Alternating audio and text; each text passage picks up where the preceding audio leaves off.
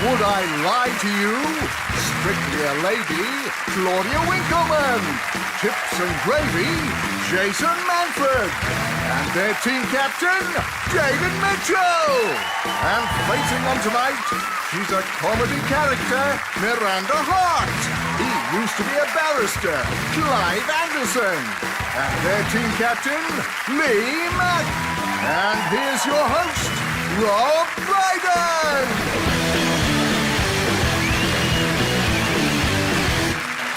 Good evening and welcome to Would I Lie to You, the show where barefaced lying is actively encouraged. Experts say that if you suspect your spouse is lying, you should keep a diary of what they claim they've been doing. Or you can turn a blind eye and that way you get to keep the house and still see your children. And it's claimed women in their 30s are the most likely to lie on their CVs, or as they call themselves on their CVs, women in their late 20s. And so to round one, Home Truths, where our panellists each read out a statement from the card in front of them. To make things harder, they've never seen the card before, so they have no idea what they'll be faced with. It's up to the opposing team to sort out the truth from the lies. Claudia is first up. OK.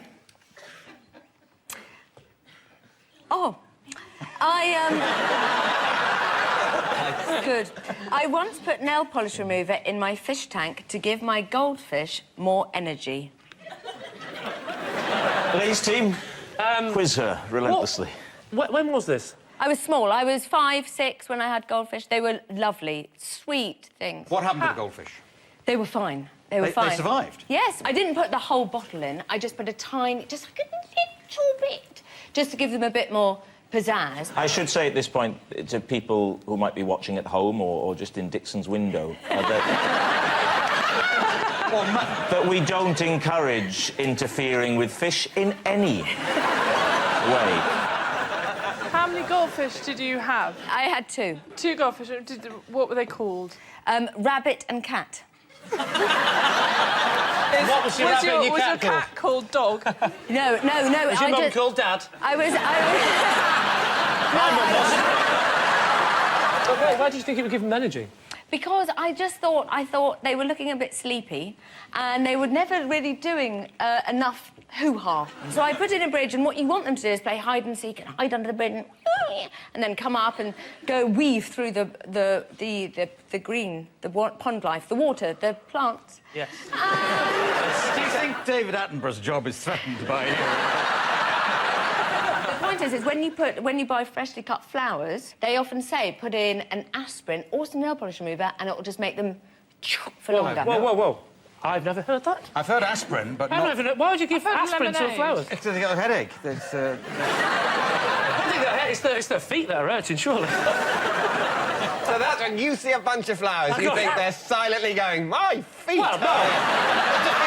What they're actually saying is, where the hell are my feet? My ankles are killing. As you'd know if you're an amputee, you can still get an itch in the bit of you that's been cut off. You're going to have to work on your catchphrases, David. You've heard the story. I know what I think. I can't share that with you because I have to remain impartial. Do you know? We've never asked Rob this, but what do you think, Rob? I think Claudia needs 24-hour care. Anyway, to return to what we were concerned with a moment earlier. I don't know. I can imagine a child doing something like that. Yeah. I can't believe it would work, would it? Drive it distraction. It broke flapping around that big crazy... Well, then it worked then, didn't it? It did work. It did have more energy. I'm dying! So what are we going for, Clive? Well, I think it's a lie. What do you think? It's a lie. Well, then I'll go with my team and say that it's a lie. You're saying it's a lie? OK, Claudia Winkleman. Yes. True or false? It is, in fact, a truth.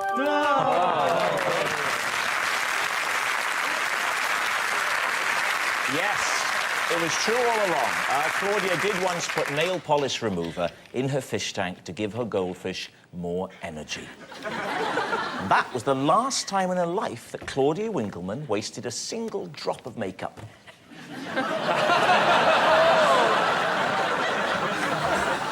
So, Clive, you're next. Right. I once had my wallet stolen by a walrus.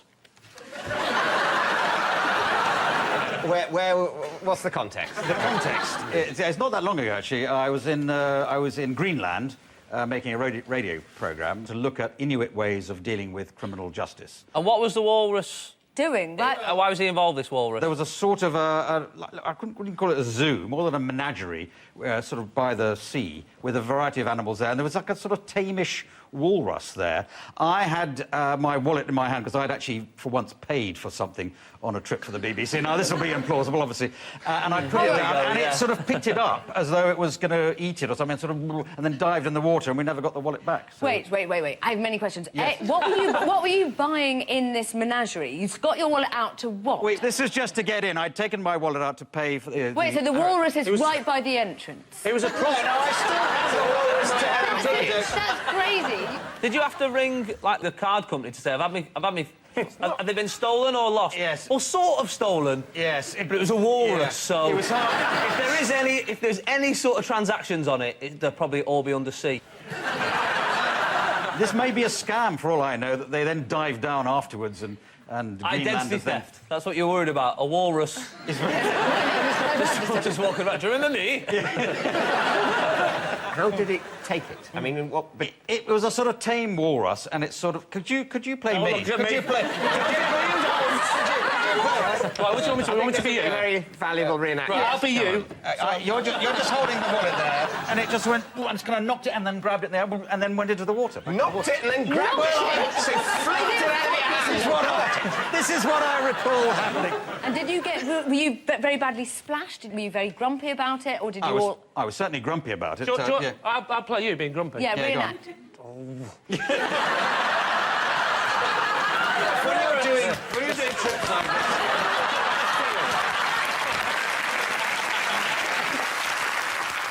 David's team, what do you think? Claudia, I sense you're sceptical. When you pay for something, you put your wallet back. You don't wander around a menagerie holding your wallet like some sort of ice cream cone. Yeah. I think it's got to be a lie. And Jason? I think it's a lie. I think it's a lie. So you're going to say it's a lie? We're going to say it's a lie. Saying it's a lie. OK, Clive. It's a lie. Yes, it's a lie. Clive didn't once have his wallet stolen by a walrus. I once made love to a walrus, Barry White. Always gets me in the mood. Miranda is up next. Miranda, reveal all. One of my best friends at school was a little man I'd made from a slice of toast that I always kept in my bag. OK. Yes, true. Next question. What was his name? Tim. Tim Toast. In the toast, man. How did you make him? I cut him. I actually With figured scissors? him myself. Scissors or a essentially- knife? Scissors. Scissors. So you got a piece of toast, brown or white? Good question. Brown. Brown toast. Was he buttered? No, he wasn't buttered. That would be stupid, David. I was thinking maybe you make yourself a piece of toast, you butter it unthinkingly before you say, oh, no, that was the one I was going to cut out and make a friend out of. And now, unfortunately, I've buttered my friend, but then my friend will be more buttery, which is good. The fats in the butter would help preserve the friend from the mould which would otherwise develop, which is going to be the central part of my next question. How long did Tim last before he rotted? And what did you feel when you saw Tim, who you'd created, I stopped listening rotting? about 10 minutes ago. What are you asking me? I'm asking what happened about the rotting of Tim. I don't remember a rotting. How old were you when you made Tim? 7 or 8. And how old were you when you stopped being interested in Tim? 29. And what did he do, Tim? Did you never have an imaginary friend? He was just... This wasn't an imaginary friend. This is a friend that just happens to be made out of a piece of toast. Did you make him, you know, in your own image? I do remember designing big legs because I wanted him to be a fast runner like what I was. Where did Tim sleep? In the toaster?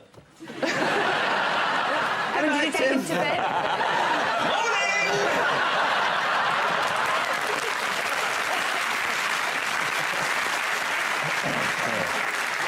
All right, then, David's team, I think you've heard enough. What do you think, Claudia? I think it's true. I'd be very happy to make a small piece of toast for Ellen. I think true. I don't know, so I'm happy to go with true, yes. You're saying it's true? I'm saying it's true. OK, Miranda, is it true or is it a lie? It is, in fact... It... Well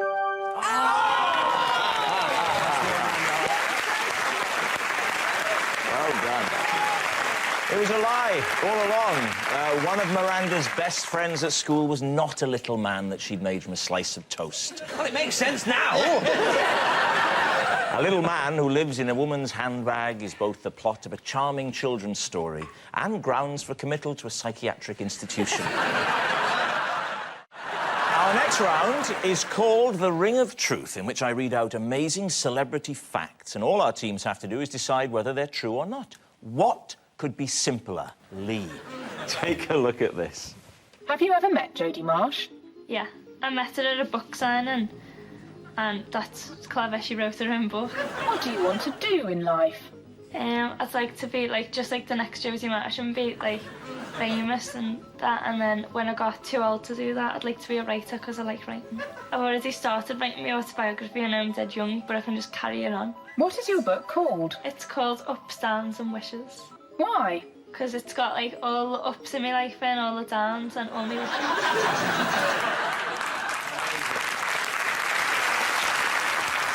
Is the premise of that show that the people interviewed are too boring to be interviewed by humans? So they have to use a computer, because otherwise a human interviewing them would die of boredom. Is she not your type? All right, here's the related fact, then. For Lee's team, David Beckham gave a copy of his own autobiography to Nelson Mandela as a Christmas present. Now, is that true? What would Nelson Mandela do with a colouring book?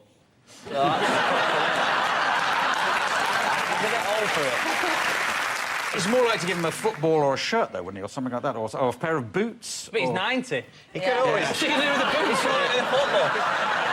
Can you do David Beckham? Can you do his voice? I can do that sort of thing, yeah, like that. Could you do it then? Could you do it now? Could you do I'm doing it now.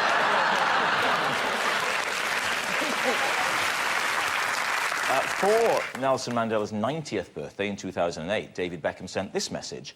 Mr. Mandela, I'll do it nicely. I'll do it to Sean Connery. Do it as Ronnie Corbett or Terry Wogan. Yeah. Ronnie Corbett, Terry Wogan. Do Frank Spencer. The message went like this. Rob, I think you probably safest tell us first who it is, you know, and then we'll know. I'm not going to say who it is. Yeah. I'll just say he's a bit of a tit, OK? And then you go there. Oh! Mr. Mandela, happy 90th birthday. Sorry I can't be with you, but I'm sure you'll have an amazing day.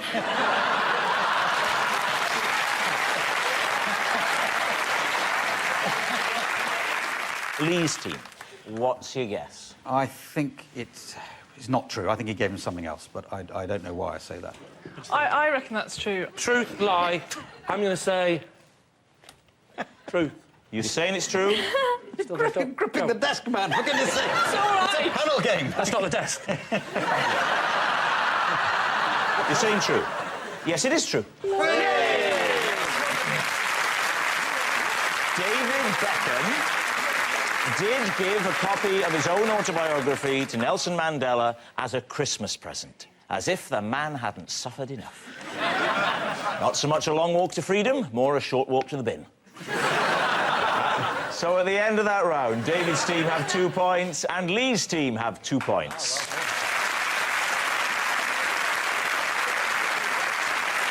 Our next round is called This Is My, where we bring on a mystery guest who has a close connection to one of our panellists. This week, each of Lee's team will claim it's them that has the genuine connection to the guest, and it's up to David's team to spot who's telling the truth. So please welcome this week's special guest, Owen.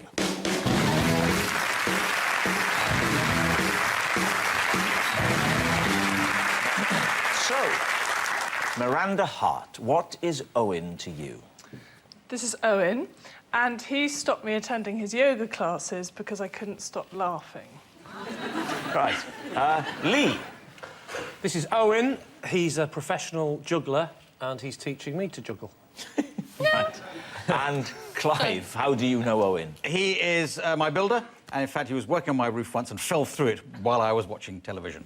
My word. Oh. All right. David, where do you want to start? Right, Clive, what was on TV? What was on? I'm afraid to say it was Richard and Judy. And this was really embarrassing. It was daytime telly. Owen I've known for quite a while. He's done a lot of building work for me, and he used to make fun of the fact that sometimes I was at home, and I would say, well, I explain I was working. And sometimes the television would go on, I have to explain, oh, well, I'm watching the television because I'm researching something. So as he came through the ceiling, you shouted, "There's an item on Inwit Justice coming!" What was he doing on your roof? My roof is a nightmare. So I've had endless time with builders on the roof, including Owen. First it was his father. And he fell through. No. And his father before him, and his father before him. He was pulling up the lead or the zinc that forms the valley gutter and was standing on the slates, and unfortunately that created a hole, and his legs came through, and then eventually, of course, brought down the whole ceiling eventually. OK, Lee. Yes? So you're looking to develop more showbiz skills? Correct. What made you think juggling? My 4-year-old son went to a children's party and said, I saw a juggler today. I wish you could juggle, Daddy. Oh. And I looked into that little boy's eyes and I said, son... I said, son, if you want to see your old daddy juggling, you know. So, how many lessons have you had? Well, I look over at Rob and I see that he's got balls on his desk. And I would, thank you. I'm not doing that one. Oh? Oh, 4. Well, what about the 7 clubs? Why did I do that, Rob? I've had 2 lessons. Surely you ought to get Owen to do the juggling. Him? He's a builder. I'm actually... I've only had 2 lessons, so I'm just learning the basics at the moment. Oh, which is like that, ladies and gentlemen. Oh, I'm literally, I'm only trying to just know in the hand. He's not a very good teacher. I mean, basically, we've learnt absolutely nothing from that, because if Lee did know how to juggle it, he would not now be juggling as well as he could. Good point. Yeah. Yeah, so... So what about Miranda's claim? Okay. What's so funny about yoga? A couple joined our class, and they just got engaged and they wanted to tone pre-wedding, and they were very earnest. And that's when it started going wrong, because they were what made me laugh a lot. What was it that they did that was... Well, the first thing was that when they did positions, they looked into each other's eyes quite earnestly, and I found that very funny. Right. And then another time, we were doing the sun salutations. I don't know if you're aware of yoga. And Owen said, "And into downward dog," which was always amusing anyway. And the woman did the biggest fart. I would have got myself together, I think, there. But the fiancé, he said very earnestly, "And there she blows."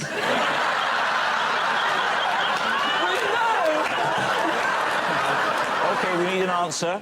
So David's team is Owen, Miranda's ex-yoga teacher, Lee's juggling coach, or Clive's tumbling tradesman? I don't believe that Lee would just have juggling lessons just so he could look his son in the eye. I completely believe about Clive's roof. Is there many male yoga teachers? That's the other one I'm going to throw there. It seems a little bit of like a girl's job. It's like the first time you've ever been out of the north. No, it does. Is there such thing? Because it sounds to me like homosexuals. Do you know what? You always do this when I'm on the show. You're from the north. I thought I was from the north till I met you. OK, I do need an answer, chaps. Well, shall we go with Clive, then? I think so. Yeah. So, you think that it's Clive's roofer, Owen. Would you like to reveal your true identity? I am actually a professional juggler, and I've been teaching Lee.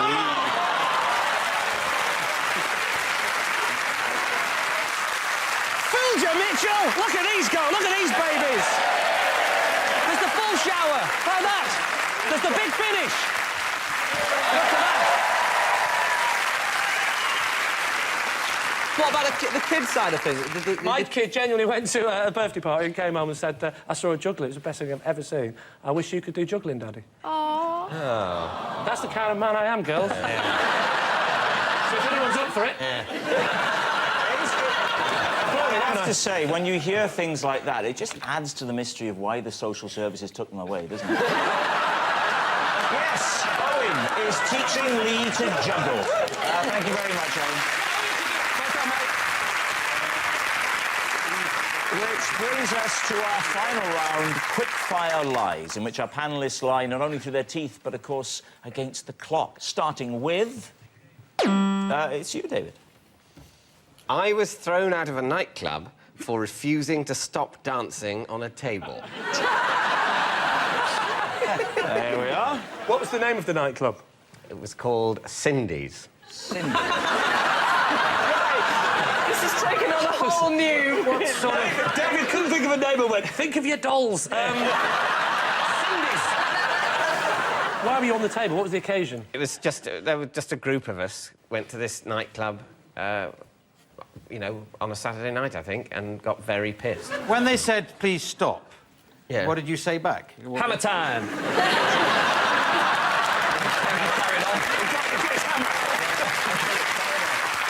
Well, I think I was sort of, if you can imagine this, in a slightly drunken state of self-righteousness. And I sort of thought I wasn't doing any harm. What kind of music were you into then? Yeah, well, you know, whatever was on. What? A quite fast What foxtrot? music? What I mean, what we're talking about? This is going at some speed. I'm getting on the table. No, it was, you know, it was pop music that they played. Pop music. No.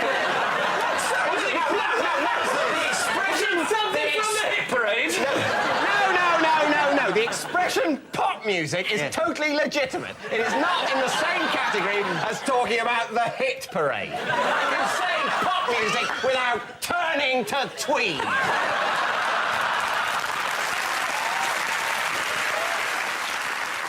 Lee, it's time to reach a decision here. Miranda, what is our decision? Well, I've seen David drunk many times, but I've never seen him dance before. So you're thinking it's a lie? I think it's a lie. It so has to be a lie. It's got to be a lie. I thought it was a lie when he said, once in a nightclub, my shutters went down. You're saying it's a lie.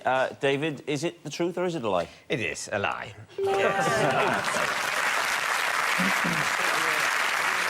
Next, it's Jason. All right. I once put out a fire using my neighbour's milk. There you are, Lee's team. Is that possible? Was it a very small fire? It was, you know, a fire. Say for example, that desk was on fire. It was about that big, and it wasn't just one neighbour's. It was about 15 neighbours. 15 neighbours. What time of day was this? In the morning when the milk came. Well, one of your neighbours were up early enough to bring the milk. It was a Saturday. It's a Saturday. It's a Saturday. They're having a lie-in and you get double milk because of the Sunday, you know. So what was on fire, please? It's just on a field. There was like some dried grass. Just a bonfire, then? Well, we just thought, oh, look at that dried grass. Let's set it on fire. And you know, that's what you do when you're 25. I think we were about 8 or 9. But basically, you're an arsonist. You started the fire. Yes. And then stole some milk in order to put it out. When it could have just burnt out quite happily on its own. There was no need, really, to pour... Yeah, but at 8, I mean, I've not got this knowledge of fire. I'd seen 3 episodes of London's Burning. I don't know why... I'm not sure that adds up, Jason. How long's London Burning been on? I think you can believe him. He's seen London's Burning. I'm not sure London's Burning, the programme, was on. So you're disputing when London's Burning first came onto our screen? Yes, that's it, yeah. Right, Jason was born in 1981, so he is alleging that by 1989, London's Burning was already on television. I believe him. 1981, he looks like me uncle.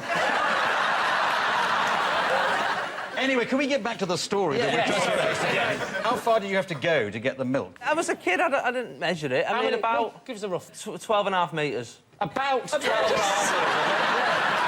metres. Right. Why don't you just get a knock at the door and say, quick, the field's on fire? Because then that would be admitting that there was a fire. Whereas in this instant, the only thing that happened was a milkman got sacked for not delivering milk. So there was, just to clarify, before we say our decision, you took how many bottles of milk to put out the fire? 15 or so. 15? 15, 10. Well, I take you back to your earlier answer, which was 15 houses, and on a Saturday they got double milk.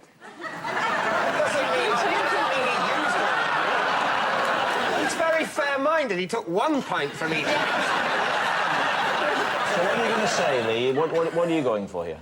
Oh, I don't know now. The whole answer was delivered in such an implausible and frankly guilty-sounding way. What do you think, Miranda? I think it's a truth. Well, Jason, where were you brought up? Manchester. Yeah, you see, I was brought up around Manchester, and I can imagine the bit about you saying, all right, let's go in there and set fire to a field. Believable. Yeah. Here we go, oh, no, that's a bit big. Better put it out with some milk and be good citizens. Yeah. Doesn't really sort of add up. So what are you gonna plump for? You're saying the truth. Truth. You're saying a lie. Yeah. I'll go with Miranda and say we think that's the truth. You're saying it's the truth. OK, so, Jason, is it the truth? Is a true.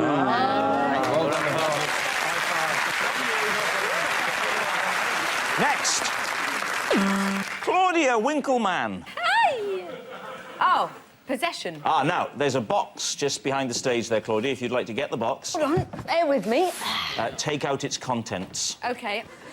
In here is my pet cat from when I was little, and my dad had her stuff for me when she died. Oh. Here she is. Oh. I'll just pop her on the desk there, Claudia. Was she run over?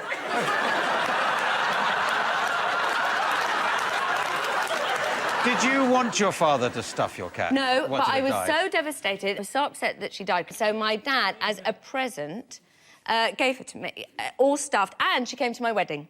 Sorry, came to your wedding? I think Lee, not of her own accord. Was she a bridesmaid and came down on a trolley? No. Claudia, sorry, can you just remind us again how your poor little cat died? Yes, well, she got sick. And were you pleased with this dead cat? Stuffed cat. I was very pleased because she's sort of lucky. Like, if you're anyone's She's near lucky? her... I would hate to see what happened to the unlucky one. What are we saying? I want this to be true because it'll be funny. It'll be funny if it's true. I just don't believe Claudia, even in Claudia's world, which I love. However, this is a step too far. I just don't believe. Well, that's pretty convincing. What the hell? She looks like a very lovely but slightly unstable woman, and I'm going to say that that's true. You're saying it's true? OK, Claudia Winkleman, is it true or is it a lie? It is indeed a lie. Oh, what a shame.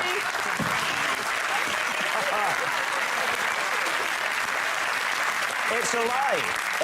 It's not Claudia's pet cat that was stuffed when it died. I considered having my own cat stuffed, but I prefer to remember him peacefully attached to the grille of that Hyundai as it sped away. That's what he would have wanted. And that noise signals time's up. It's the end of the show, and I can reveal that David's team have 3 points, but Lee's team have romped to victory with 7. Of course, it's not just a team game, and my individual liar of the week is Claudia Winkleman. Yes, it goes to show being as mad as a bag full of chimps had to come in handy sooner or later. Good night.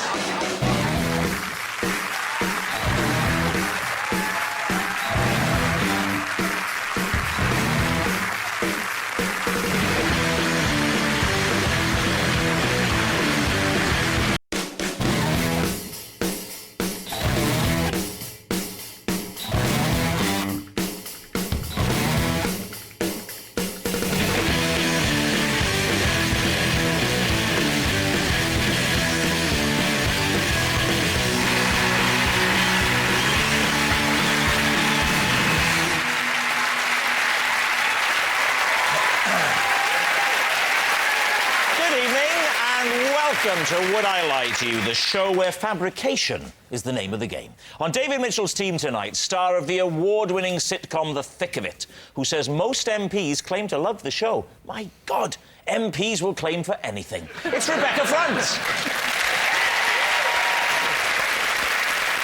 And a splendid comedian who's so young that last year he won Funniest Embryo at the Edinburgh Festival, Jack Whitehall. And joining Lee Mack tonight as the hapless, clumsy star of Miranda, she recently picked up 3 comedy awards, then dropped 2, tripped over the red carpet and threw wine into the crotch of Colin Firth. It's Miranda Hart! And a man whose will-they, won't-they relationship with Margaret made The Apprentice a hotbed of sexual tension for 5 series. Nick Hewer!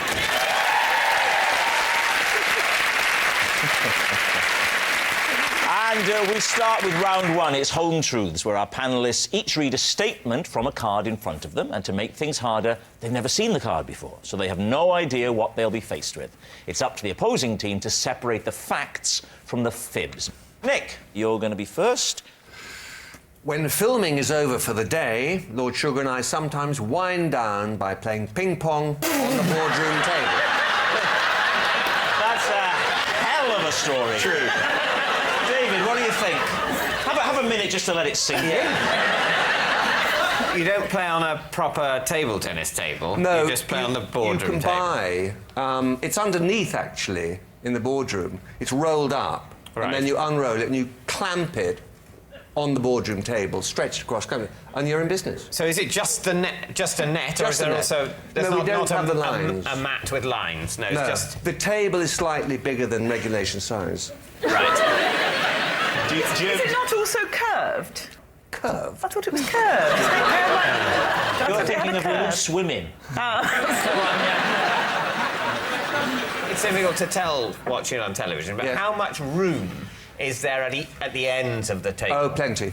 OK, I believe you. Ample. Because you have to be able to back off quite a way when playing table tennis properly, I happen to know.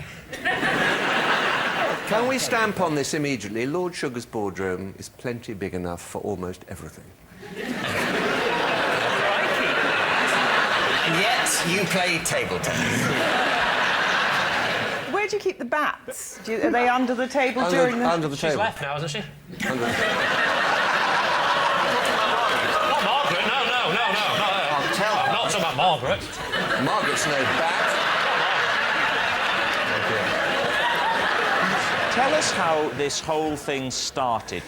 It was my idea. You crazy fool. It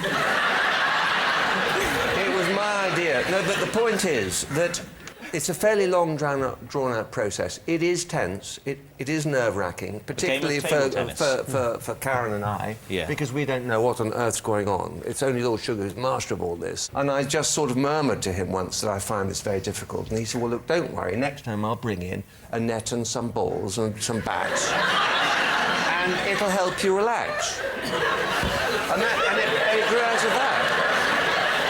There's nothing strange about that. So what does Karen do? How does she relax? Because if you're playing... She's umpire. She's umpire? She's got a very keen eye. So what do you think, David? I think this is absolute nonsense, albeit convincingly told. I think if Alan Sugar wanted to play ping-pong, he'd have a proper table tennis table and he'd play it on that. So we think it's not true. We think it's not true. No. Think it's a lie? Yes. OK. Nick, truth or lie? It's a damned lie. Very convincingly told, though. It was a lie. Nick doesn't wind down by playing ping-pong on the boardroom table with Lord Sugar. Jack, you're next. I was once commissioned to paint a portrait of Giles Brandreth's cat. OK. Would you point out to some of the younger viewers who Giles Brandreth is? Giles Brandreth presents strands of The One Show, and he was an MP, and he wears jumpers. Here's a picture of him, OK? OK. How did he hear about you? I did a lot of art around the area, not like graffiti, but... What is this area? Barnes. OK. And I've always been an artist. What was the cat called? That... I can't remember the name of the cat. It was a black cat. Right. Lucky. Lucky. How much do you get paid? £130. £130? And also, I'm allergic to cats, so... Danger money. But it was like... Well, no, it was 130 quid and I was 18 at the time, so at that stage of my life, I would have worn the cat as a mask. How did you paint it? They didn't ask that. Did the cat pose for you, or did you have I had to do sittings with the cat. Shut up! Come on now. I did. You do not paint a cat and go, cat, sit on that for 3 hours. The cat moves about. Yeah, no, and it kept moving around. It was the most annoying cat ever. Because I was like, please, It's a cat. sit down. It's not gonna sit on the stool. Why are you painting a picture of it? You can do it. I've been flying for 3 hours, Kate, me. It wouldn't. It's a cat. You can totally do a sitting with a cat. Cats are very sedentary. Yeah. They stay in one place all the time. You can't command the cat, but you say, oh, here's a good moment. The cat seems to be sitting. What position is the cat in the painting? Like, sort of that. No, come on. It wasn't a nod. It was like sort of sat like What was that about? That's how cats sit, like that. What, was their hands on their knees? Like, it was a normal thing like that. You go, oh, Jack's doing a cat impression. That's a cat. So the cat is sitting or standing? I'm trying to... Sitting? Well, do you want me to do it like that? Anybody with half a brain would have taken a picture of the thing, gone home and painted it at home, wouldn't they? I love this man. No. I would have done that, but I didn't have that choice. She insisted that I come so that I could sort of get to know the cat. I know Giles Brandreth. Do you know his cat? I know his wife. What's his wife's name? She's called Michelle. Is his wife Is that Michelle? true? You were bluffing, weren't you? It is. Do you know Giles Brandreth's wife?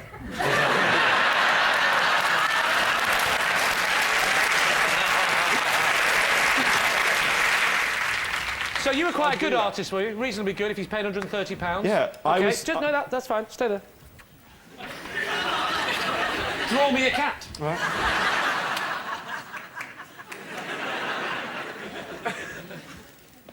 I should at this point tell viewers at home that whilst we do like to receive your paintings, we can't return any of them. The suspense is... David is captivated. Actually, rather good. David's face is going, this is pretty. This is... I like to do it quite quickly, obviously. Well, that's fine. We're not So, going to... David, this is an extreme sport, isn't it? If people have just turned over, they're going to be thinking, what on earth is David looking at?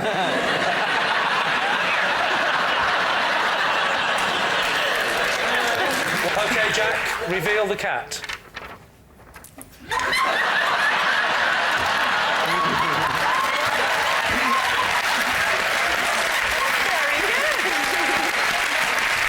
So, Lee, it's time to make up your mind. What do you think about Jack's story? Is he telling the truth, or is he in fact telling us a lie?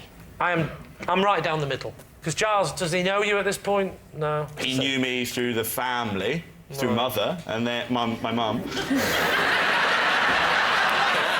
knew me through Mother. Jack, you're succeeding in making David look positively working class. I barely need to be here this week. I can't give it to him. I think it's a dreadful lie. It's 100% true. Oh, well, you two fight it out between yourselves. I'm not getting involved. It's definitely true. I'll go with you because I like him. Oh, touch me.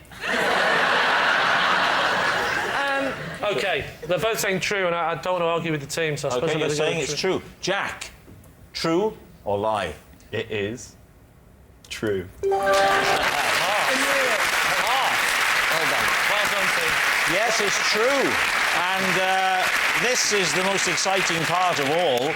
We've got the painting here. Yes. Now, this has been lent to us by the Brandreths, Giles and Michelle, and this is a bit special. Get ready.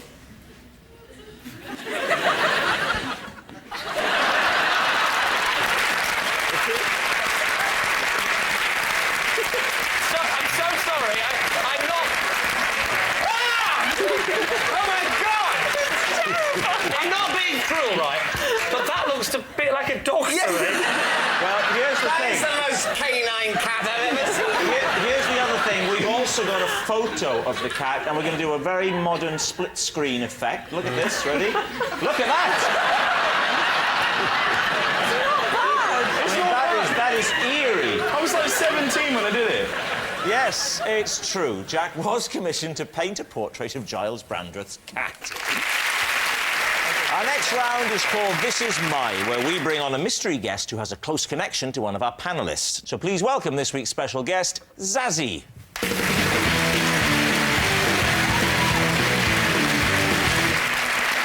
So, Miranda, we'll start with you. How do you know Zazie?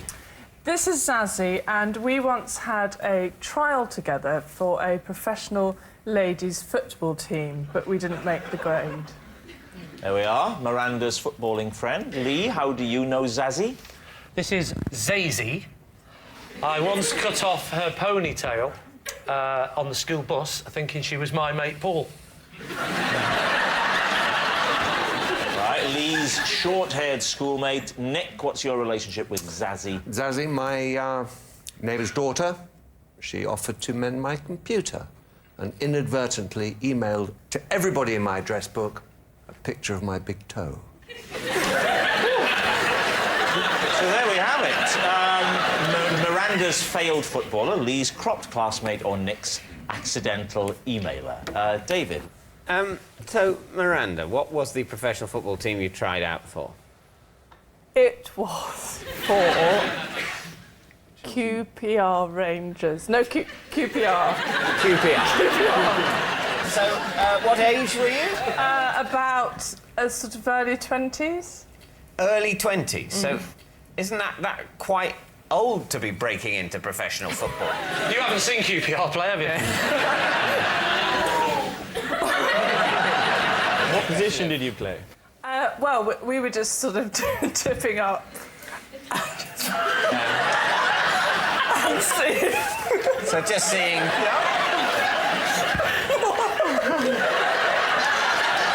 Can you imagine if this is what she'd have done on the day?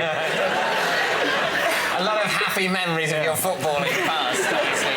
You were very good at the team talk. Yeah. We were just hoping that they'd see us and say, oh, you're a defender. So you... I don't know why I'm finding this so funny. Had you, when you turned up to try out, had you ever played football before?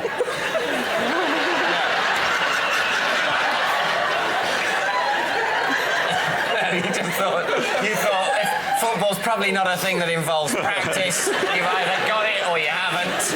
I'll wait until I'm 23. I'll turn up at QPR and they'll probably let me in the team, and there I am, sorted. That's what you we thought. played a bit at university. I'm actually crying. As you had played? We played a bit at university, sort of mucked about, and we thought, hey, you know, we're quite good. Just you and Zazie playing, or were there other people in this team? We had some male friends who were, like, really into football, and we lived with them.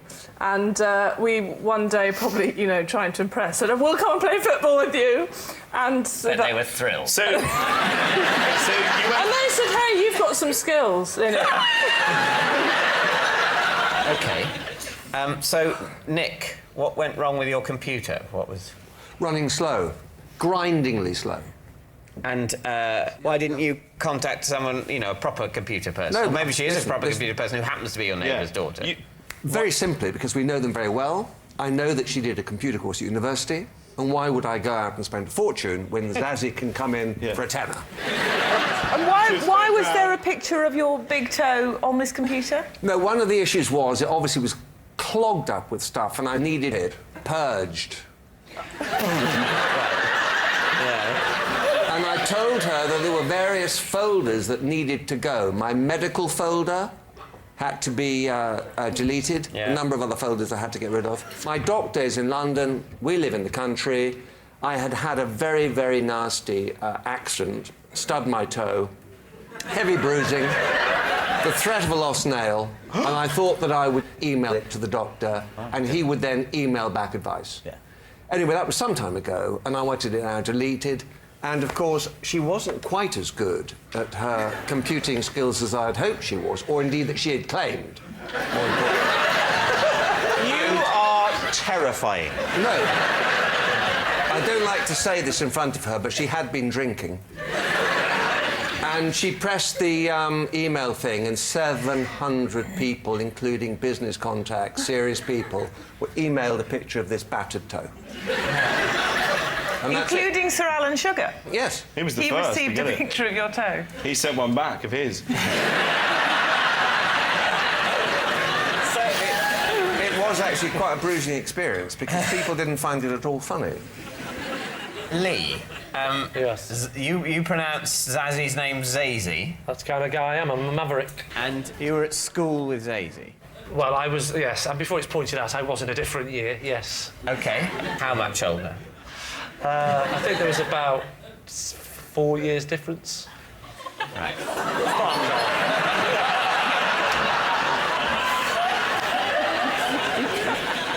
But you cut off Zazie's Can I ponytail. just point out, we weren't actually at the same school. I should get that in, really. We were on we call it the school bus. It wasn't a school bus that was only for school children. It was the bus I got to school. So you went, It was a public bus, and she was a child who didn't know on the bus. It starts to sound like a court case, David. Can you back off?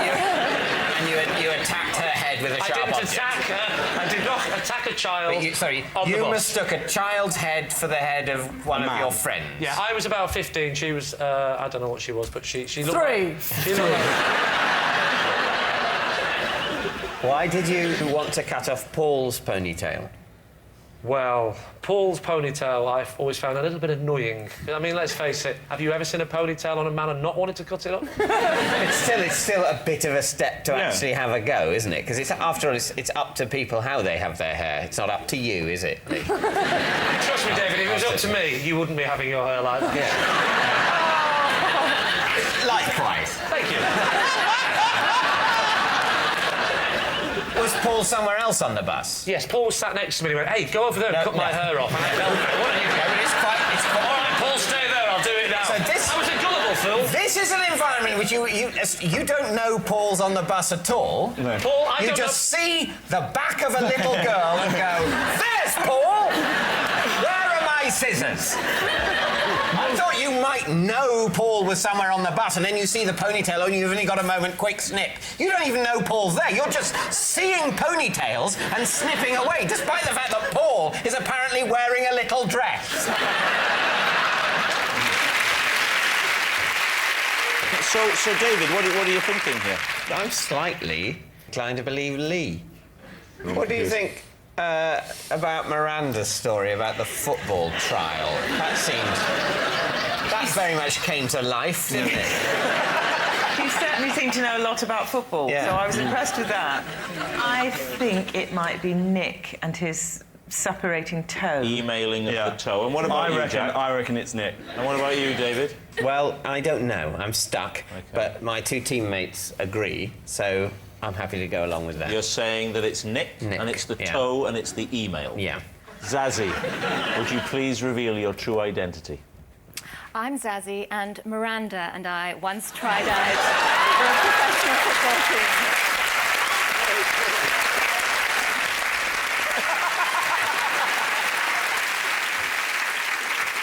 Yes, Zazie did try out for a ladies' professional football team with Miranda. Thank you very much, Zazie.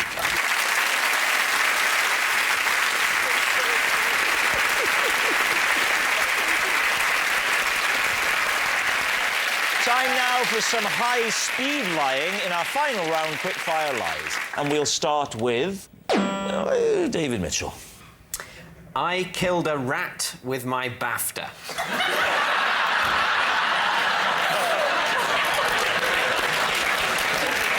I really hope that's true. I want that to be true. Brilliant if it is true. You got a BAFTA?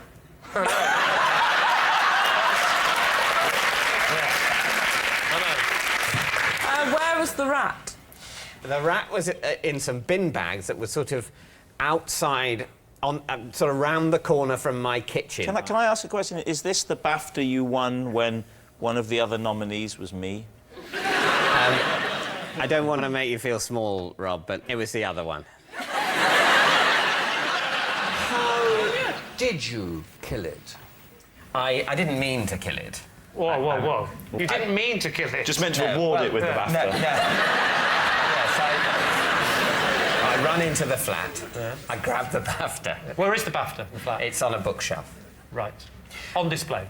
Oh, absolutely, yeah. It's got lights round it. Yeah. It's in what I call my me room. I then go outside with the BAFTA. I hold the BAFTA at arm's length, sort of over where the bin bags were, and I drop it.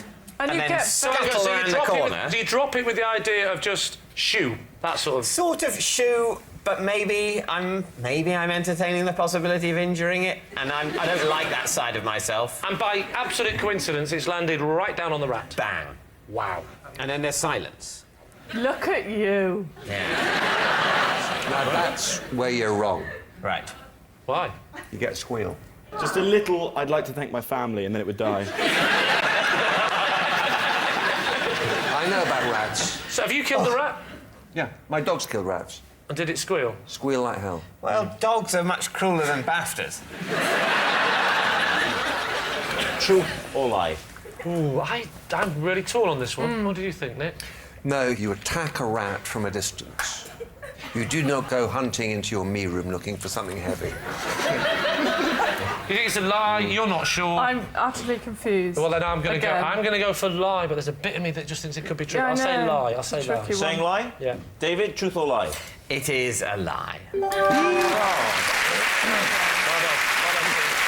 Yes, it's a lie. David didn't kill a rat with his BAFTA. You mustn't get obsessed by meaningless awards, as I was telling my children. Oscar, Emmy and Brit only yesterday. Next.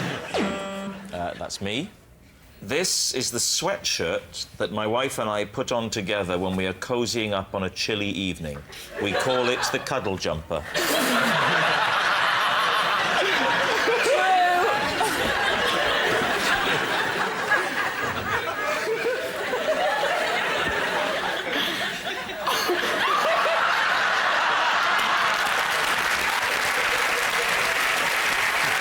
For the full demonstration with Nick, would that be okay?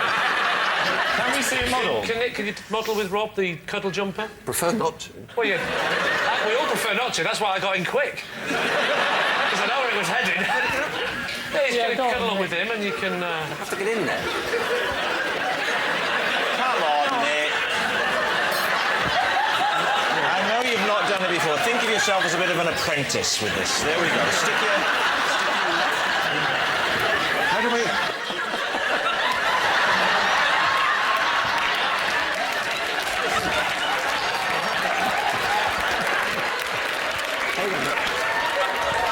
So you have to get your arms out.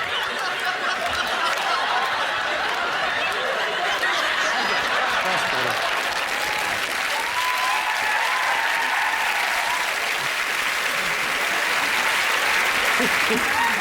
It's quite nice, actually. You can just sit on my lap then. Right. Ask. Who wants to ask first? Both teams. Nick, how does it feel? Yeah, that's my phone, by the way. Hard to describe accurately. Quicker, will you help me and turn this way? Because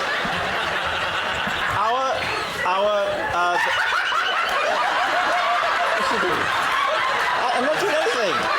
I'm not doing anything. Our television room is very drafty. So, what are you doing? Whoa, come back. It's very drafty. And we saw this on a shopping channel, and we ordered it for a laugh. And it's actually, I mean, you'd have to admit, it's very cosy. He looks like a ventriloquist dummy now. I'll tell you what, Orville's let himself go, hasn't he? So we ordered it, and we don't wear it every night, but we do wear it sometimes. Is this the position you'll be in, where your wife will be... No, because we have more than one chair in our television room. So we sit on the sofa side by side. Sofa, wouldn't yeah, but we haven't got a sofa. Well, so that's a good question. You might have more than one chair. Have you got more than one jumper? It's a cuddle jumper. Well, why do you wear jumpers and cuddle up? Why did you get it in orange? We wanted that Guantanamo feel, you know? Do they have pants, too? No. You could have pants, couldn't you? 3 legs. Are you suggesting that you lose the pants? Does the design lend itself to intimacy? Yes. Not tonight, it doesn't.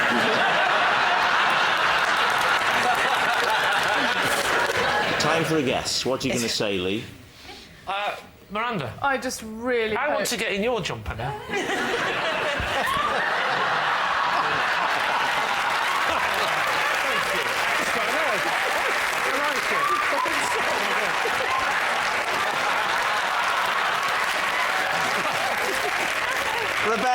Rebecca, this does put some pressure on you. See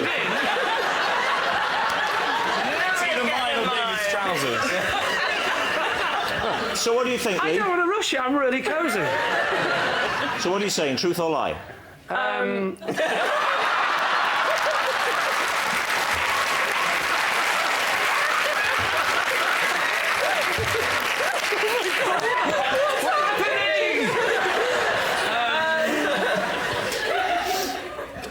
We think it's a try. It's a try. Hang on, we have to consult our other team member. Come over here.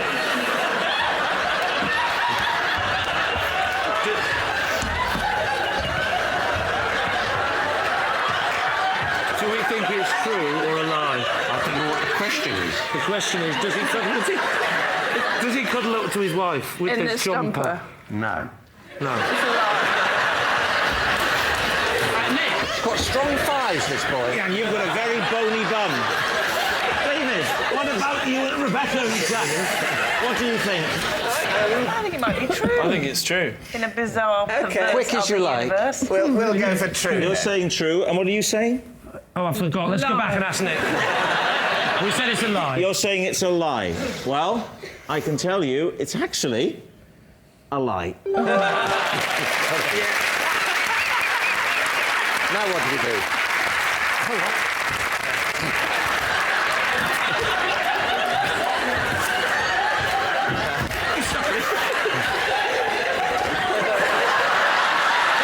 It's great. It's great. There's room for three.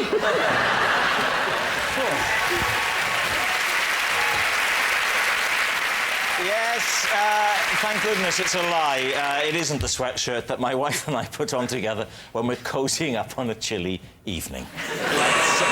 And that noise signals time is up, and it's the end of the show, and I can reveal that David's team have 3 points, but Lee has won with 5.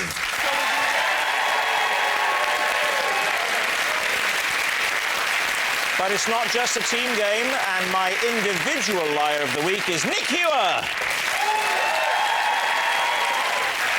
Yes, Nick Hewer, who hasn't deceived the public so much since he had a picture taken with Lord Sugar and they both looked the same height. Good night. And there's more Would I Lie to You here on BBC HD next Friday at the same time. Rebecca Front is back later this evening in Grandma's house at 11:30. After that, Mitchell and Webb look next.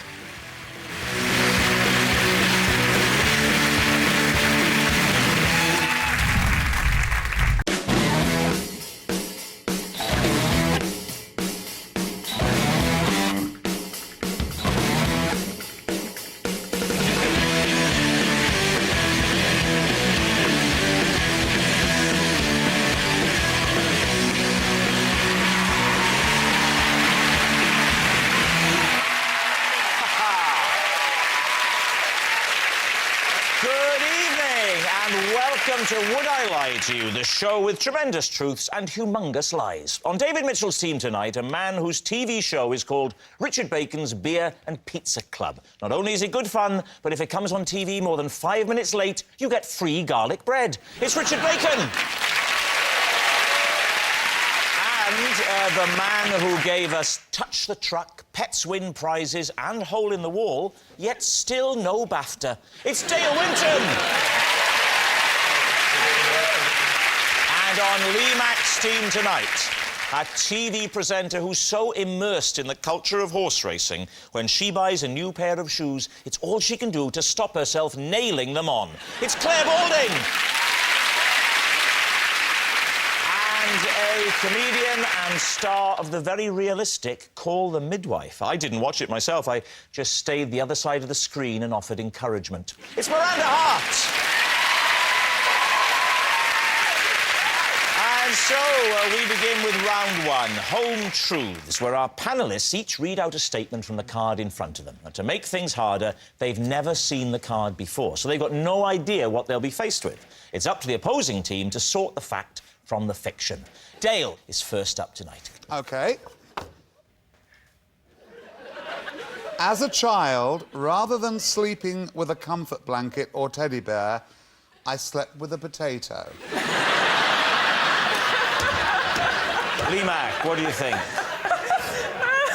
Was it the same potato, or did you have different potatoes over the years?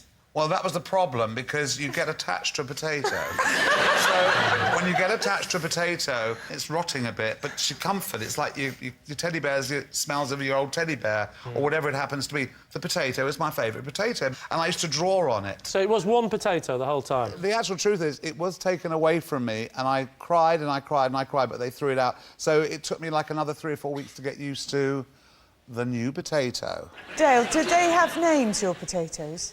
No. You slept with a potato that you didn't even know its name? Well... Yes, slag!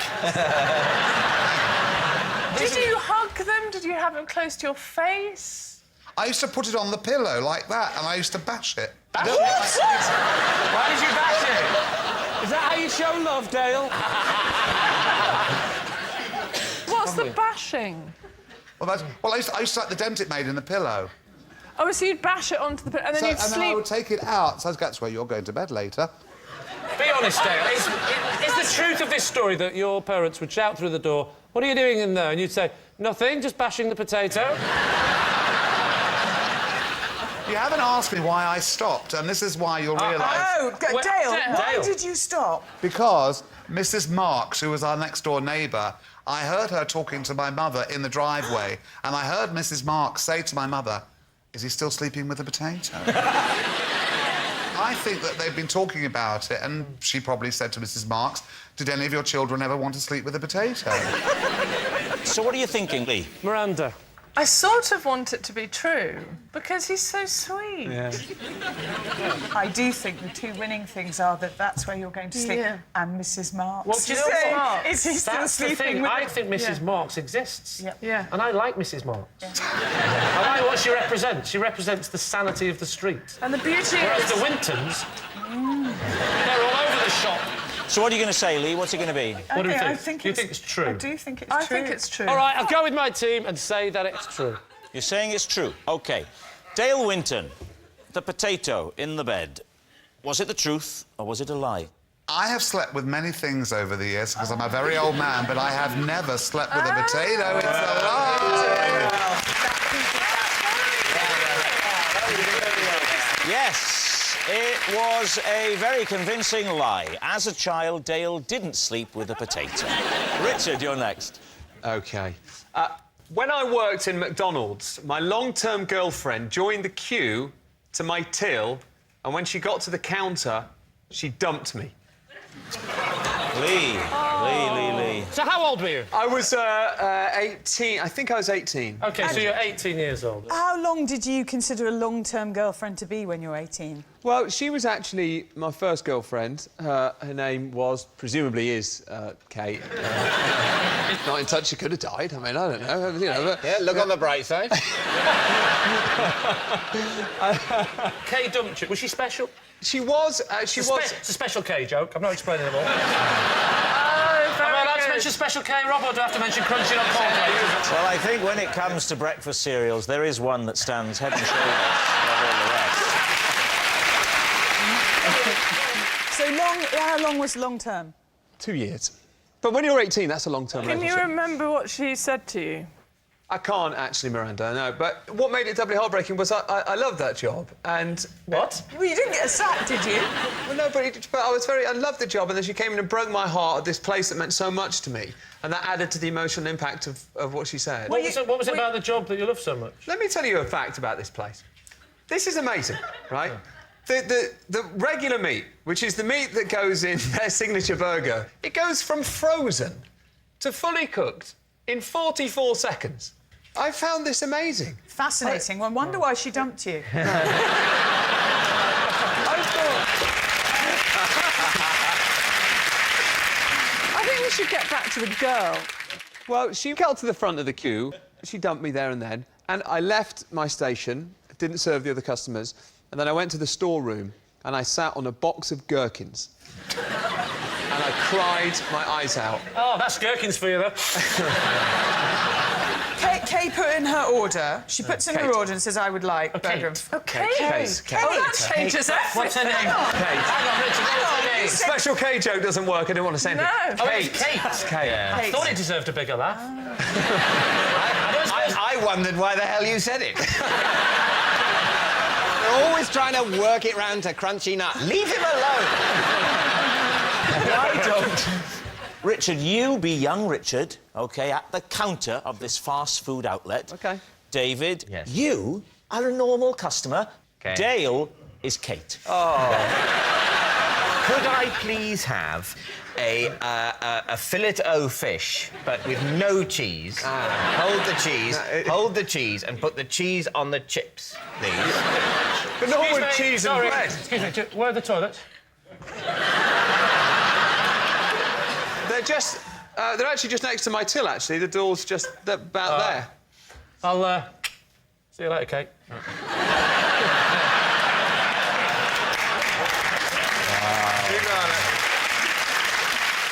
Oh, gosh, it's my girlfriend, Kate. Hello, Kate. Well, I thought I'd come in and see you tonight. I haven't heard from...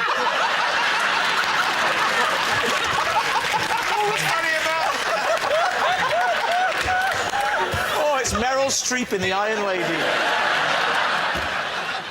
I'm afraid, Richard, it's over. You're just not my kind of guy. Oh,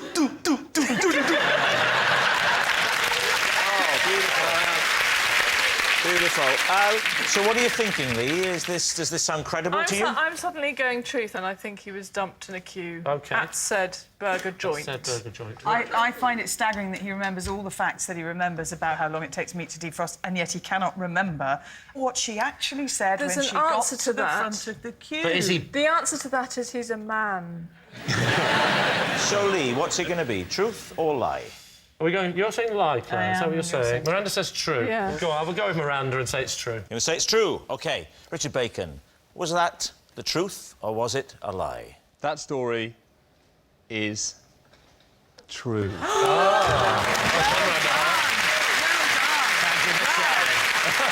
Yes, it's true. When Richard worked in a fast food restaurant, his long-term girlfriend joined the queue to his till and dumped him when she got to the counter. And then, to rub salt in the wound, she ordered a Happy Meal. Our next round is called This Is My, where we bring on a mystery guest who has a close connection to one of our panellists. Now, this week, each of Lee's team will claim it's them that has the genuine connection to the guest. And it's up to David's team to spot who's telling the truth. So please welcome this week's special guests, Robert and Will.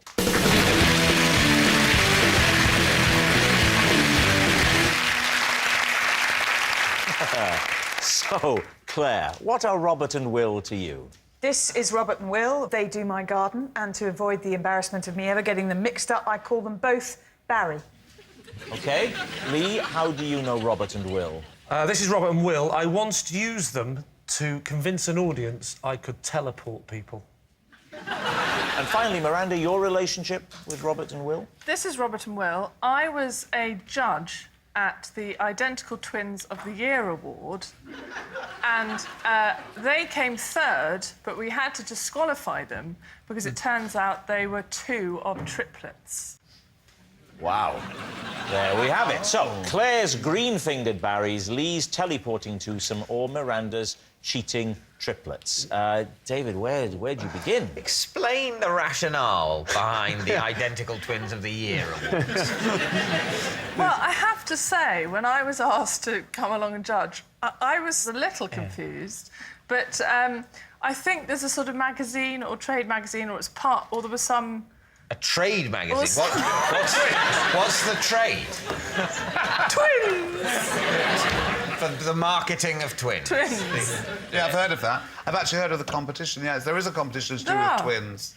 What do they have to do in the competition? Well, there's the physical look-alike thing, like how much they look alike. Okay, right. And then they also do kind of games like Mr. and Mrs. type games, so it's a personality thing as well. How did they do? Did they win, or...? No, they came third, but they were then disqualified. What? Oh, because of the triplets thing? Yeah. And we did see a third, but I didn't see it, but apparently there's a third one. So the triplet turned up to this event? Yes! That's not exactly Moscow rules, is it? The third one was picking them up to take them home. And was seen. Claire, Robert and Will are your gardeners, and you call them both Barry. Isn't that a bit of sort of an affront to their individuality? No, because the first time I did it, I said, would you like a cup of tea, Barry, love?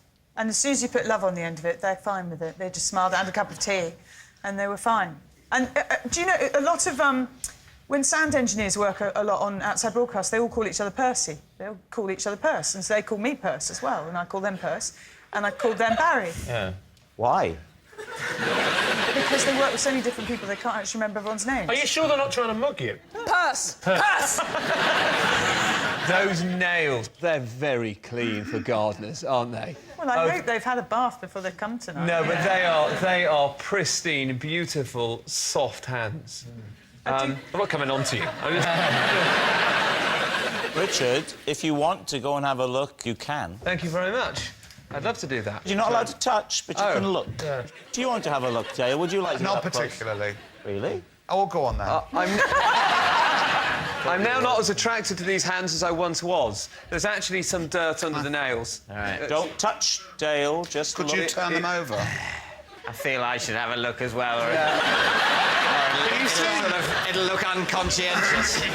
This here looks like it actually... That could be the remnants of soil. They're not very big, so... You know what your gardener's hands look like? I don't know. Unlike everyone else here, apparently, I don't have a gardener. I know you probably expect I'd have about 9. What did you think of what you saw there, Richard? How did the hands rate for you?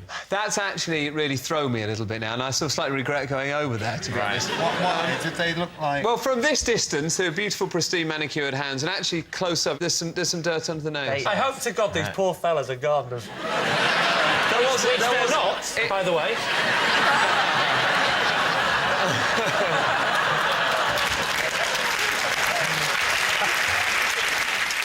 Lee. Yeah. Now... You're going to bother going through this one, are you? What was this particular show? You were trying to pretend to the audience that you were able to teleport people. Correct. Was it a stage show or TV show? Was it a stage show or a TV show? Oh, that's funny. Are you an interpreter of Dale? I thought you'd said it. I'd missed it, so I was asking my team captain. So what's your friend saying, David? What was it, a stage show or a TV show? OK. It was a stage show. And where was it on? It was on at the Hackney Empire. And when was it on? It was on in the mid-90s. And what was it called? It was a new act competition for new people, and I thought, I'll do a magic trick because it'll impress everyone. Yeah, make up for the comedy. What you say at the end? I'm sorry, everyone, but I can't teleport. Talk me through the act. What did you do? Good. Magic circle, love. Magic circle.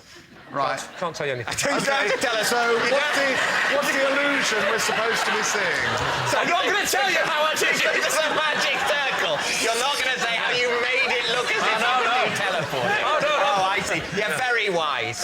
We'll never... I'm not giving away my secrets on television.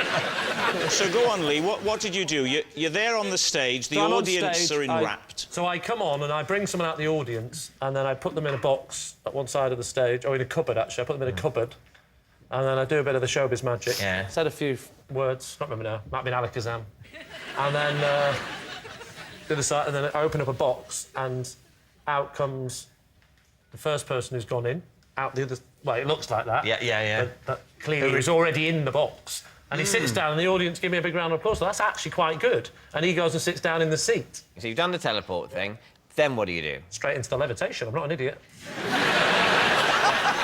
Actually, as a technique for a magic trick and trying to make it look as though someone's magicked across the room, it's actually quite clever using identical twins. Do you still do it in the act, though? Don't tell me, tell the judges that night. Well, how did you do?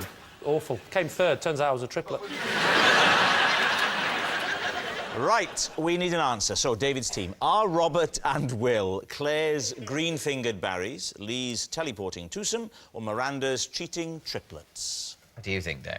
I think it's Lee. I think he's telling the truth. OK, Richard, what about you? I don't believe Lee, and they had a bit of soil on their hands. I think the gardeners. David, what about you? I don't think Lee did a random magic trick at the beginning of his tryout spot at the Hackney Empire in 1995. Maybe he did, but I don't believe it. So I think I agree with Richard. I think it's Claire. You think it's Claire? Yeah. OK, here we go. Robert and Will, would you please reveal your true identity? I'm Robert. I'm Will, and Lee tried to convince an audience that he could teleport.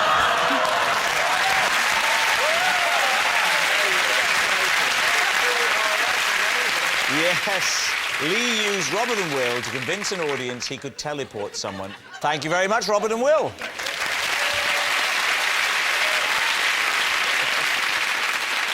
Which brings us to our final round, quick-fire lies. We start with... Lee. Possession. Right, there's a box under the desk, Lee. Now, I'd like you to take the item out of the box and hold the object, then read the card out, please. This is my dibber. I donated it to the British Lawnmower Museum, where it is now a permanent exhibit. Right. David. What is a dibber? What's a dibber? A dibber? That's a good question, David. And would you believe me if I was to say I don't know? But it's a Yes, I would. I'll mime it for you. That's... Yeah. Could be any of these. Okay, It's to do with gardening. So what does your dibber do? Pardon? What does your dibber do? Are you Fred Flintstone? Answer the question. What does your dibber do? Not 100% sure, but at a guess, I would say that a dibber is for pushing holes in the ground. Yeah. And then maybe popping something in there, like a seed. I see. How did your dibber come to be in the British Lawnmower Museum? I'll tell you, Inspector Morse. Have you ever been to Southport, my hometown? I have, yes. Oh, great. Can I start again? Yes. Right. I have never been to the British Lawnmower. I was online. But it is in Southport. It is in Southport, that's true. And I did see it online. What did you put into Google that came up? Well, you don't want to know that. But I noticed that on the website there was a bit that said the tools of the rich and famous. Famous tools, that's what I typed in. There is actually, I do know for a fact that there is a British Lawnmower Museum because I myself have donated a trowel. You haven't? I have, honestly, Rob. I donated a trowel. What is this museum? Surely they want a lawnmower. So you saw the Lawnmower Museum online. Online. With a list of celebrity artefacts. There was quite a few. There was Brian May from Queen had given a lawnmower. Joe Pasquale had given a strimmer. So what happened then?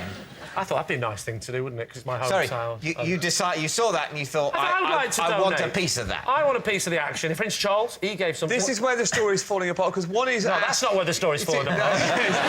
But one is asked to donate to... You don't... I wanted to donate something. I thought it'd be quite nice to have something of mine, because it's my hometown. So you picked up the phone? I picked up the phone. You're still doubting my abilities, are you, Dave? It is not...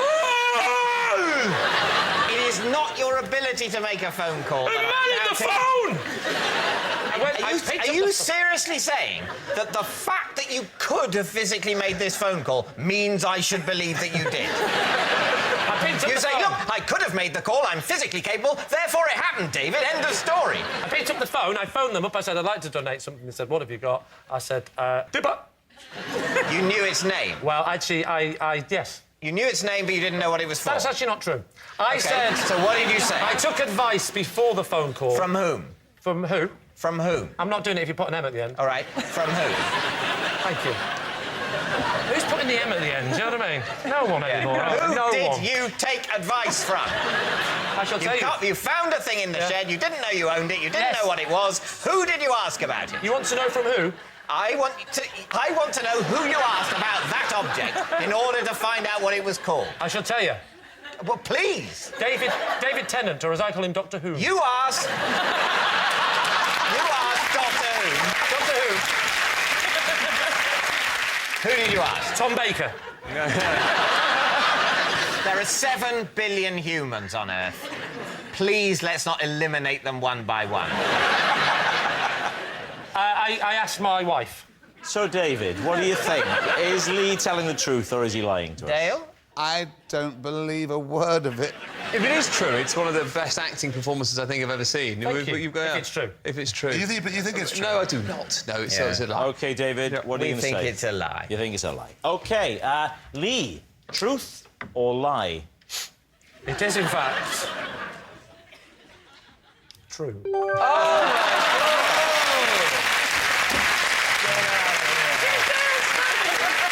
Not only is it true, but how exciting is this? We've got a picture.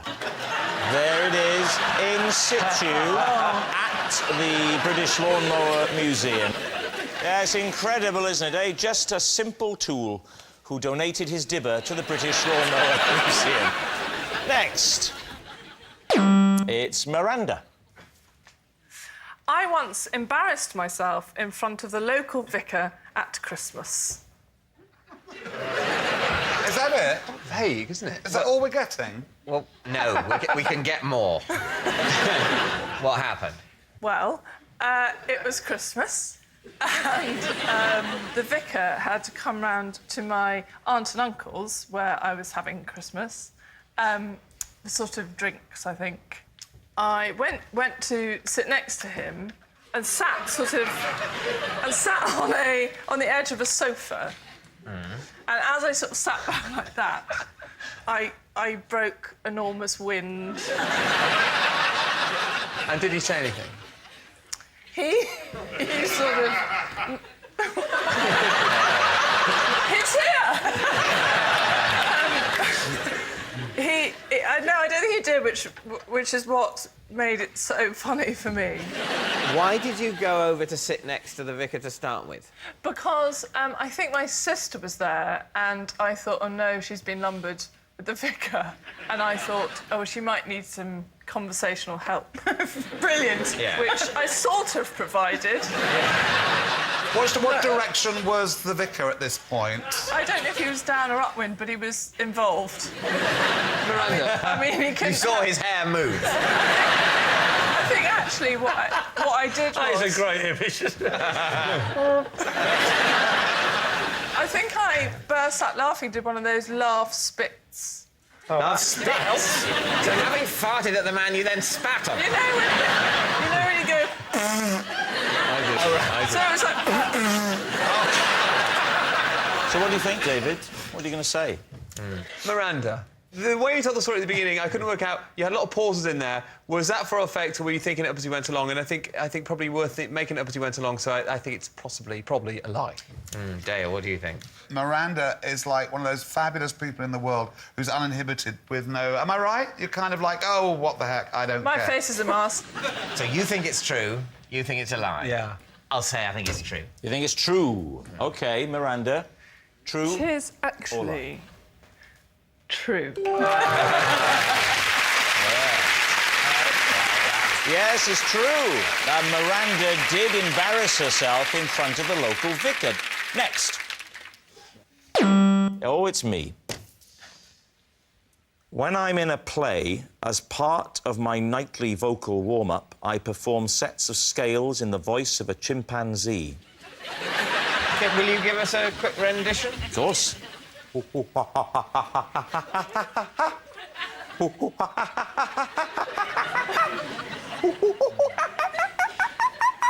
It's just, you just go through the scales as a chimpanzee. Do you just do this for plays? Because I've been next to you in a dressing room, I think, for a gig, and I didn't hear chimpanzees. I used to do a singing tape of oh, and then what? That was lovely. That's lovely. And la. La, la. That really is lovely. Don't blow your nose. Rob, where did you get this from? Who was it? Another celebrity that gave you the idea? No, it was one night I was doing it, and the other actor said when I started going ooh, ooh, ooh, ooh, ooh, ooh, ooh, just relax.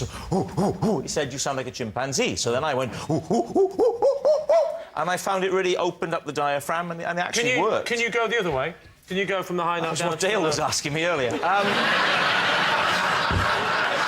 Is he angry, Lee? Is he angry? Well, it's hard to tell what colour his face is, but can you go from the high note down? Oh, excellent. That is good. Who was the actor who said you looked like a chimpanzee? Miranda, you know very well he didn't say I looked like a chimpanzee. You're not going to trip me up like that. It was Kenneth Branagh. Kenneth Branagh gave you this idea. He did. Yeah, laugh it up, Balding. I know your reaction was... The reaction was, how preposterous. The man with the breakfast cereal would be in a play with Kenneth Branagh. Yet it was true. So what are you thinking? Mitchell, Winton, Bacon. I think it's true. You think it's true? Do you think it's true? Oh, absolutely. He does it so well. I think it would sort of help. Yeah. What about you? Balding, Mack, Hart. That sounds a series of illnesses, that. I mean, I'm afraid you've got Balding Mack Hart. So what are you going to say? I think he's probably lying. I think it's true. Imagine You're you saying and true, you're Branagh in the saying wings lie. having a right old hoot doing that together. You say... No, I'm going to go with Claire. You're going to say lie? Yeah. You're saying lie? You're saying true? True. It is, in fact, a lie. Well done,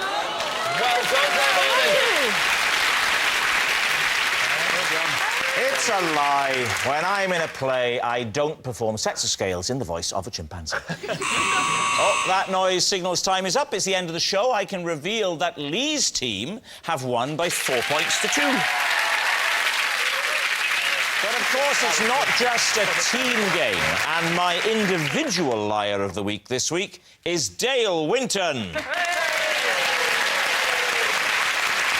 Yes, Dale Winton, a man who lies so much, I don't know how his wife and 3 children put up with it. Good night.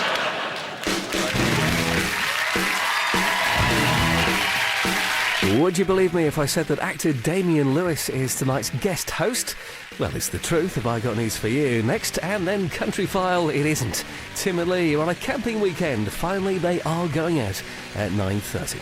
Or if it's drama you're after, head over to BBC 3 now for brand new Lip Service.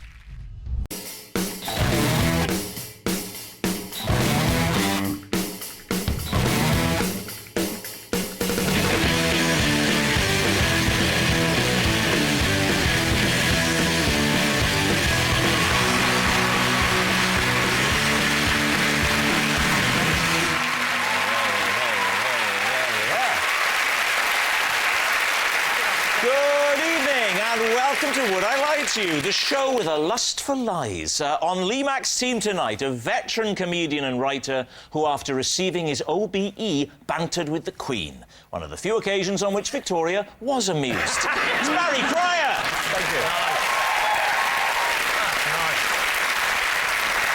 And the star of BBC series Supersizers, who once had to eat the same sort of food that people lived on during World War II, when she went for lunch at Barry Cryer's house. It's Sue Perkins!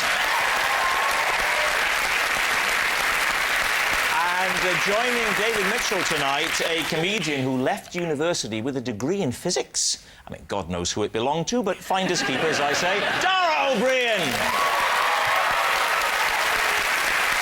And a TV presenter who, for comic relief, took part in a gruelling trek across a bleak African desert. A journey she easily coped with, as she regularly gets the train from Dundee to London. It's Lorraine Kelly! And so we begin, as always, with round one. It's Home Truths, where our panellists each read out a statement from the card in front of them. Now, to make things harder, they've never seen the card before, so they've no idea what they'll be faced with. And it's up to the opposing team to sift the truth from the lies. Dara starts us off tonight. Dara, off you go. OK. On doctor's advice, I have to sleep in a cycle helmet due to the violent nature of my dreams. Well, Lee, where to begin? Tell us about the violent nature of your dreams. Yes. I move a lot within the dream. They're active rather than like hack and slash movie type violent. They're more I'm playing a match or I'm running or something, and I move a lot in the bed. Dara, what damage can you do to yourself with a pillow? Well, it's only a pillow can get around, but I can snap. I can, it can go back quite violently. Like I can recoil. What does your wife think? Do you share a bed? I do share a bed, yes. When did the doctor prescribe the helmet? It was during my teenage years. It was late teens, whatever, that stage that it began to... That is the age when you start tossing and turning. Yes. I'm not having that. If I can't make an innocent comment, please, this isn't Never Mind Your Buzzcocks. I dreamt, this is true, I dreamt the other night that I was being spooned, I was the spoonee, with a lion. Seriously, and I could feel its big, hairy arms and its legs, well, they're all legs, aren't they? All legs around me, and I could feel it, and I could smell it, and it was so vivid, and I liked it. So the last thing I would have done is lash out because I was feared for my life. Yeah, but I didn't have that dream. You feared for your life and you liked it. It was a lion! I thought when you said you liked it, you must have in some way thought you were safe with this lion. But it was actually the fear that you liked. We've all had experiences in bed, David, where we are simultaneously afraid and excited. So, Dara, back to the image. Yeah. What do you wear in bed? Other than that? Yeah. Pyjamas and a T-shirt. It's a lovely look. The pyjama with the jacket. I don't wear the jacket, though. That's unnecessarily As if you wear a blazer in bed, it would clash with your cycle helmet. It is odd, isn't it, the way pyjamas have a collar that could take a tie. Back to the cycle helmet. Petr Cech, the goalkeeper for Chelsea, right? You better explain to David who he is. There's a footballer called Petr Cech who got kicked in the head once, right? Okay, the goalkeeper's the one that owns the club, right? Gets him, yeah. Anyway, got kicked in the head, and he wears a kind of a padded head. It's very similar to that, like, because, and if you've had a previous head injury, and I had if you've had a knock in the past... What was your previous head injury? I literally fell off a bike when I was a teenager. I went off a bike and... How ironic they make you wear a cycle helmet to remind you of that terrible day. When did you start wearing the cycle helmet in bed? That was when I was 16. So you've been wearing it in bed since you were 16? Yeah. How old are you now? 39. So obviously on your honeymoon night you wore it, did you? She was used to that. She'd seen it, yeah. So every night? I've heard of safe sex. During sex? During sex are you wearing it? Because then you're really thrashing around, aren't you? Do you presume that there's no gap between the end of sex and sleep that I couldn't then go, oh, that was magic? You know what? That, to me, is more disturbing. To be able to go, that was marvellous, Dick. What the hell are you putting on your head? Right, Lee, it's time to take a guess. Well, what do you think? If he's not telling the truth, he's made life very hard for himself because he didn't have to say he was doing it for 23 years. How long have you known him for? I never slept with him. No. It's lie. So it's a lie. So, Dara, are you telling the truth or was it a lie? That scar that goes from there to there? Huh? Yeah? No, it's a lie.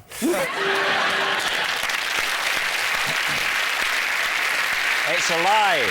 Dara wasn't advised to sleep in a cycle helmet because of the violent nature of his dreams. Lorraine, you're up next. I once presented an episode of TV AM whilst drunk. I don't think we need to discuss this anymore. No. OK. What time do you start work on TV AM? In those days, I would be getting up about 3 o'clock. So you're waking up at 3, so...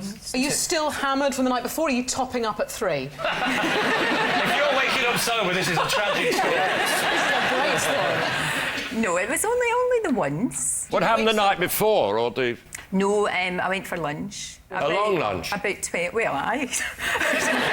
Well, aye. What time does the lunch start? About 12:30. OK. What time did you finish drinking?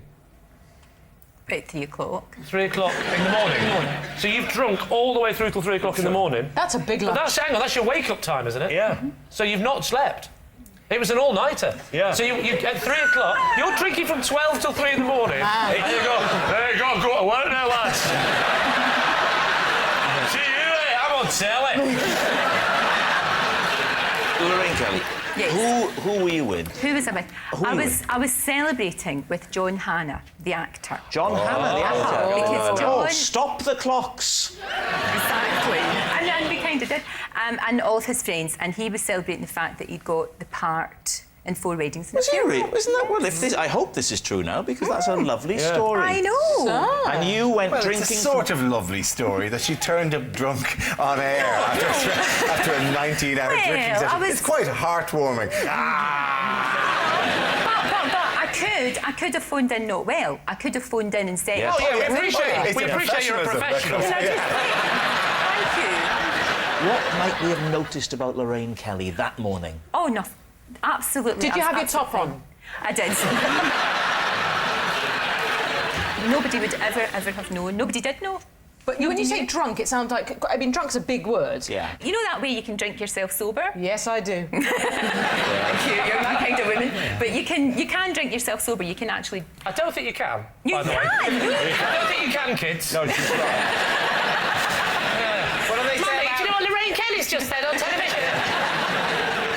You can't drink yourself slow. Yes, you can. You're right, Lorraine. Thank you, Barry.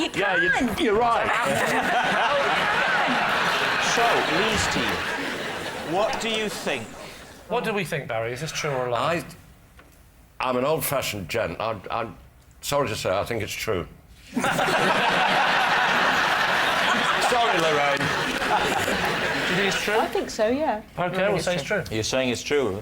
Lorraine? Shaking her head. As if I would do such a thing as that. It's true.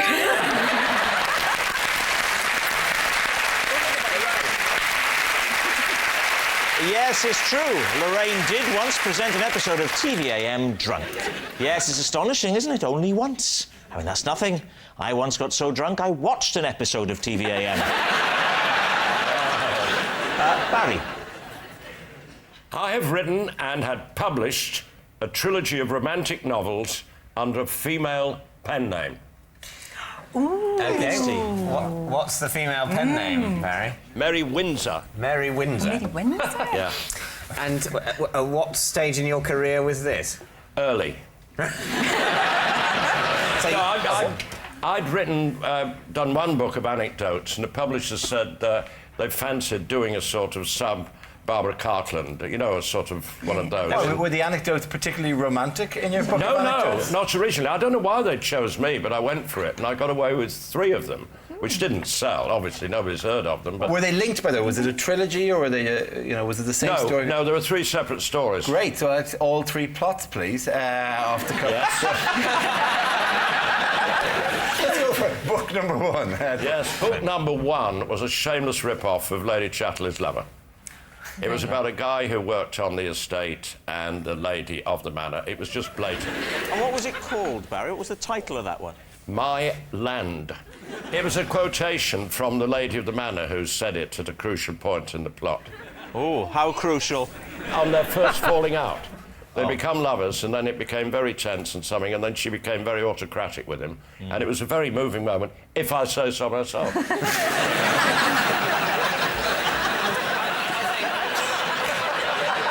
And book 2? Book 2 was set in Spain, and a bullfighter was involved. All right. Same plot, I'm not kidding you. Was book 2 called My Bull? I'm ashamed to say it was called Hasta la Vista. OK. I wish you wouldn't go on about this. I'm not proud of them. I think I want to read them. Yeah. And book 3? 1 Year, it was called. 1 year? 1 year. You didn't go overboard in the titles. No, simple, self-explanatory titles. What was the plot of book 3? The plot of book 3 was on board a liner. On board a liner? My liner. This posh, frustrated woman went on a liner and met the steward. Right.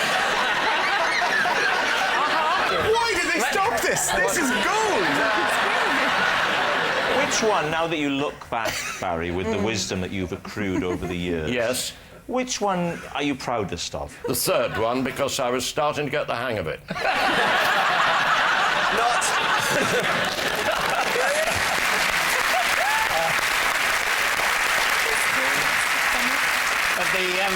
The publishers disagreed. They thought you were losing what hang of it you'd ever had. Yes. What are you thinking, David Steen? What do you think, Lorraine? Oh, no.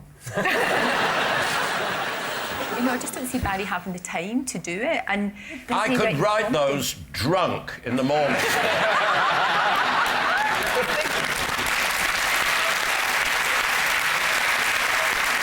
No, we think it's a lie, don't we? It's probably a lie, yeah. Think it's a lie? Mm-hmm. Barry Cryer, truth or lie? Dramatic pause. Music is heard in the background. It was a lie.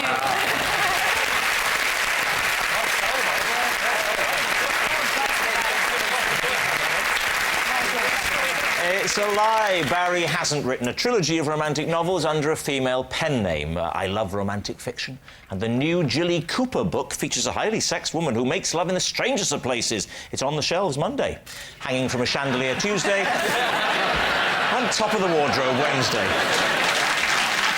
Our next round is called This Is My, where we bring on a mystery guest who has a close connection to one of our panellists. So please welcome this week's special guest, Rod.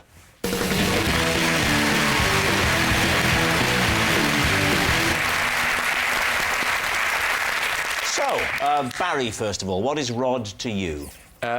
This is Rod.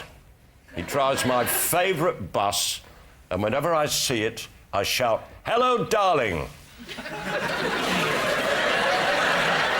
Sue, how do you know Rod? This is lovely Rod, who's my local butcher, and when I won Maestro, he had a whole pig in the window, and he stuck my face on its face, and he put a little conducting baton in its trotters to celebrate.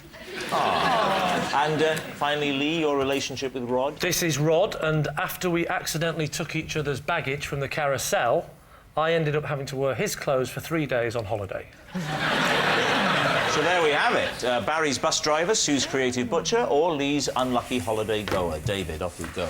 So your local butcher... Yes. You got to know him quite well before you were sort of represented in pig form. For about 7 years, off and on. And is this like a posh butcher's, basically? Well, no. What do you mean by posh Well, butcher? I basically think going to a butcher's is quite posh. Yeah. On the basis that most people buy meat at supermarkets, don't they? Well, no, the butcher's en route to the tube, so I've always gone. And So you need some meat to gnaw on the tube. That's where you're... Basically, it's on that route, so I always say hello, and there's 3 of them that work there, of which Rod's one. And also, I've got dogs, so they always give me bones for the dogs. So this is sort of a 1950s idyll. Yeah, you're living. exactly. Exactly, sir. Sue, this was done, so you say, in honour of the programme Maestro. Now, just tell us what that was. This is a programme where you learn how to be an orchestral conductor. And so where did they hit the leap going, an orchestral conductor? A pig. Well, to be fair, when you say why on a pig, I mean, he is a butcher. He's not... Yeah, he's not, exactly. He can't That's say, his should we put it medium. on the face of the pig or the dead body of Andre Previn? How was your face done? Was it like a colour printout? Yeah, like something they've got off the internet, so it's quite pixelated. Not pixelated. I think you mean low resolution. That's what I mean. Not like Otherwise, smiley it would face. be people would sort of go, "Oh, that's clearly the pixelated face of Sue Perkins on there." Moving on to what number bus is it, Barry? H14, Hatch End to Norfolk Park Hospital. Right. And in reverse. No, he doesn't drive in reverse. And I don't shout "hello, darling" at Rod, nothing personal, Rod. I shout it at the bus, because it's my friend. You shout it when the H14 drives past. So when you're planning to get on it... Yes. Then at what point do you shout, "Hello, darling"? I'm a creature of whim. Right. It might be early, it might be late, it might be when I'm getting on. I want to vary it. Do you add, "I'm coming in, darling"? No, there's no foreplay. Right, well... David, what about Lee's play? So where were you going on holiday? Thailand. Right. Me and Rod have got our bags mixed up on the carousel, and so as a result of that, I had to wear his clothes for 3 days. Where did you fly to? Bangkok? Flew to Bangkok, yeah. Right. You didn't have proper labels on your case? Absolutely Well, correct. that was very remiss. Well, it was a remiss. Ooh. It was Lorraine, Say it was that again. remiss, or I'm lying. Aye. Wasn't it? Yeah. In which case, it wasn't remiss. OK. Just to clarify, Lee, are you still saying this is true, or has the very suggestion that you might be remiss made you abandon any attempt at playing this game? will not be. I'm not going to be called remiss. OK, it's nonsense. It's nonsense. I'm not a fool. I actually label my luggage very carefully. I think that's very important. But I'm not for a moment going to pretend otherwise.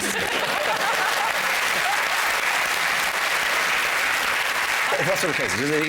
What kind of cases? It was actually leopard skin. Oh, not leopard skin, as in that was... Yeah, it was powder in plastic, case. but he had the Really? No, blokes don't have leopard You're right. skin. No, it's my wife. My wife's But zany Rod's idea. a proper bloke. I mean, I could so believe... am I, Lorraine. No, I Thank could you very believe... much. No, I know, but you're kind of showbiz, and I could believe you had a leopard kind of skin. showbiz. How about I am showbiz? I don't think Rod would Remiss, have... kind of showbiz. I'm really coming for you, Claire. Not a proper man. What bombs? Hang on, so there are two men of exact same build, both travelling to Bangkok on the same flight with leopard skin suitcases. People swap bags all the time, right? But they bring them back to the airport, or they get somebody at the hotel to bring them back to the airport, and they buy replacement clothes. That's They right. don't go, I will now assume the identity.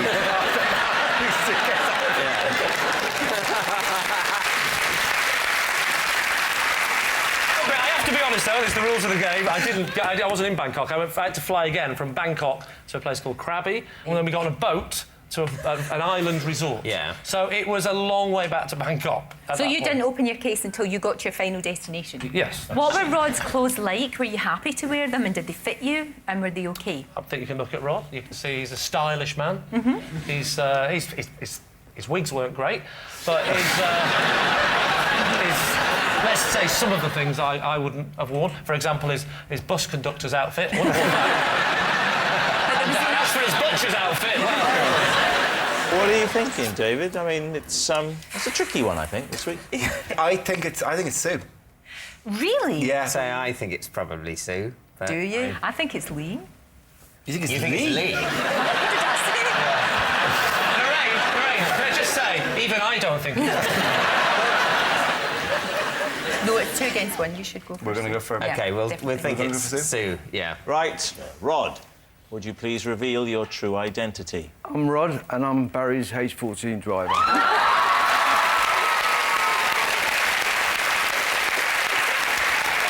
Ladies and gentlemen, Rod.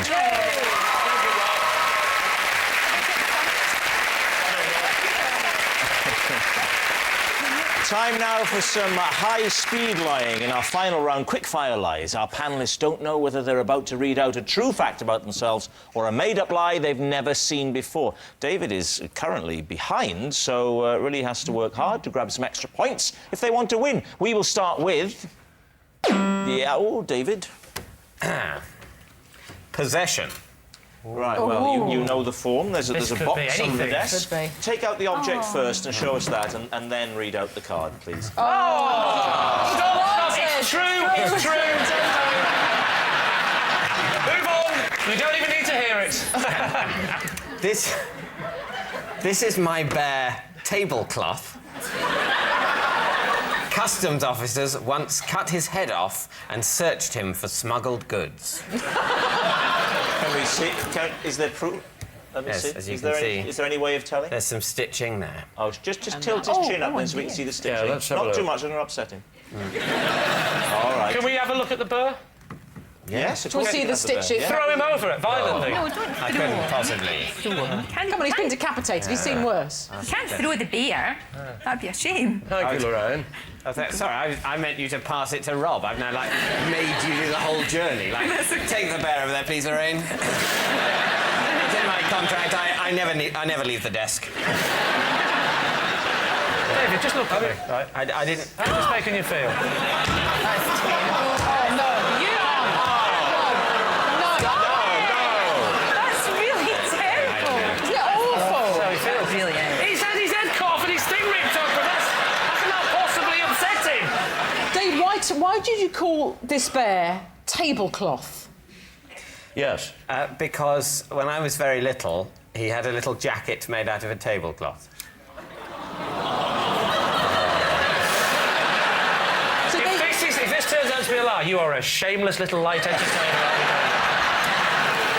Coming from you, Lee, that is a compliment. Where was the customs? Where were you going from or to? Or? We were going back from Minorca. What did they say they were looking for? I imagine it was a sort of a spot check. Did you see them carving the head off? Was it happening in front of you on the table, on the... No, I'm glad to say I was shielded from that moment. David, I'm going off this story. You heartless bastard. Sorry, tablecloth. What? Do it to him. Smash his face Give on. me the bear. Oh, I'm taking the bear into care. You're about to do an appeal. Was there any reason why they didn't check the arms and legs? Yeah. I don't know. I should have asked them to. I should have said, call that thorough. What's that? I've done this before. Yeah. What's that you say? You say it's time for Lee's team to take a guess? All right. What do you think? Maybe he's in denial, and the truth is he, as an adult, was searched for drugs, and he's so traumatised by what they did to him. Yeah. He's had to create a teddy bear and put it all onto him. Yeah. Show us on the teddy bear what they did to the customer. Show us on the teddy bear where they shoved their fist. That's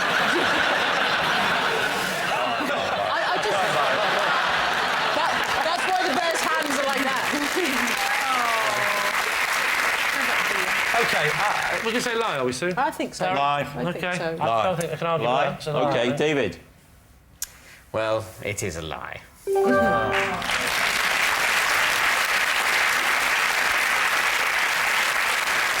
Yes, it's a lie. David's teddy bear didn't have his head cut off by customs officers as they searched for smuggled goods. Now, when I was a rebellious young man, I once stuck 2 fingers up to a customs officer who pulled me aside, put on a rubber glove and returned the favour.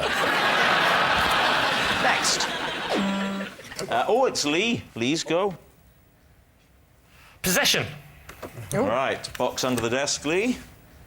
I'd like you to read the card first and then show us what's in there, Lee.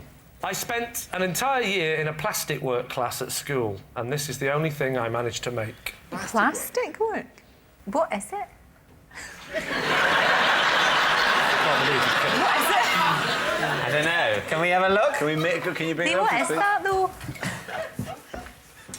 Thank you. It's shit. You bastard, and I treated your teddy bear with such respect. What is it, though? Ironically, it's a luggage tag. Is it a luggage tag? It's a keyring. It's a keyring, Oh, is it a keyring? What is it? Are you a big sports fan, eh? I do follow football. Yeah, which team do you follow? I follow Blackburn Rovers. Blackburn Rovers. Blackburn doesn't begin with an L, does it? What was the LFC? It was Liberace for Chancellor.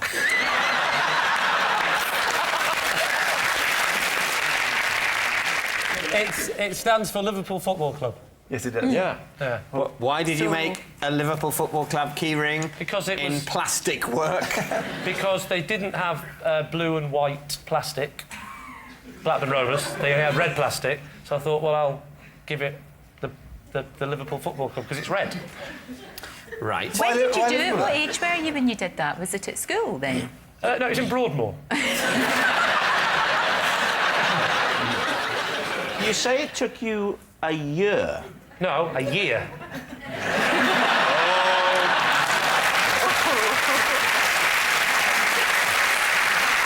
I mean, I've never heard of plastic work. I know, well, the thing is, in 1982, plastic was the future. Well, no, I don't in any way disparage plastic. That's fine. I like plastic. Plastic's very useful. But a class at school called plastic doing work. for plastic work. How did you cut it?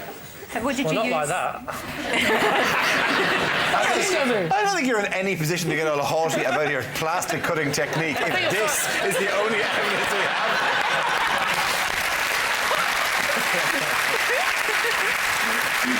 I must say, I don't believe this, but I'd love to know what this object is, who made it and why.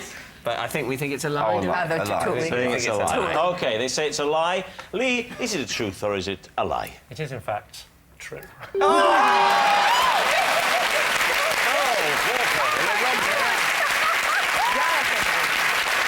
Plastic work. That was a lesson that never caught on. Plastic work. Plastic work. Does anyone else do plastic work? Did you get marked on that? Was that Yes, I submitted did for get marked. examination? What was your grade? I got a 2-1 and we went straight to Oxford. What do you think? Yes, it's true.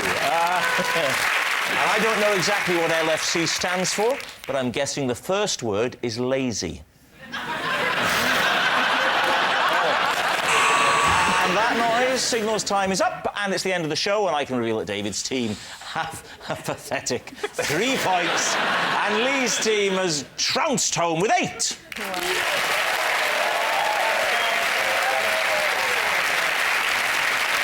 But, of course, it's not just a team game, and my individual liar of the week this week is Barry Cryer. Yes, Barry Cryer, who hasn't lied so much since he typed the words new material at the top of a page of jokes. Good night.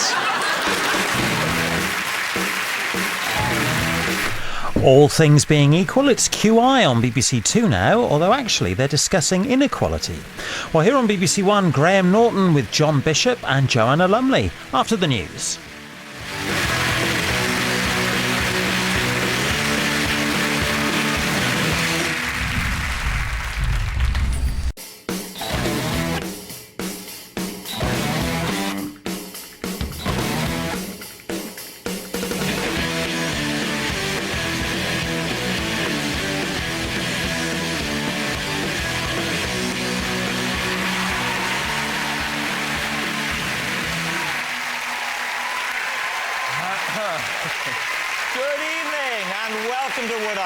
The show where it's fine to fib. On David Mitchell's team tonight, she says she'd rather be known for her journalism than her glamorous dress sense. Well, I'd rather be known for my comedy than for being a world-class lover. But we play the hand we're dealt. It's Emily Maitlis. And I'm not saying he went to a posh school, but the kids who had a packed lunch brought it in a hamper. From fresh meat and hit the road, Jack Whitehall.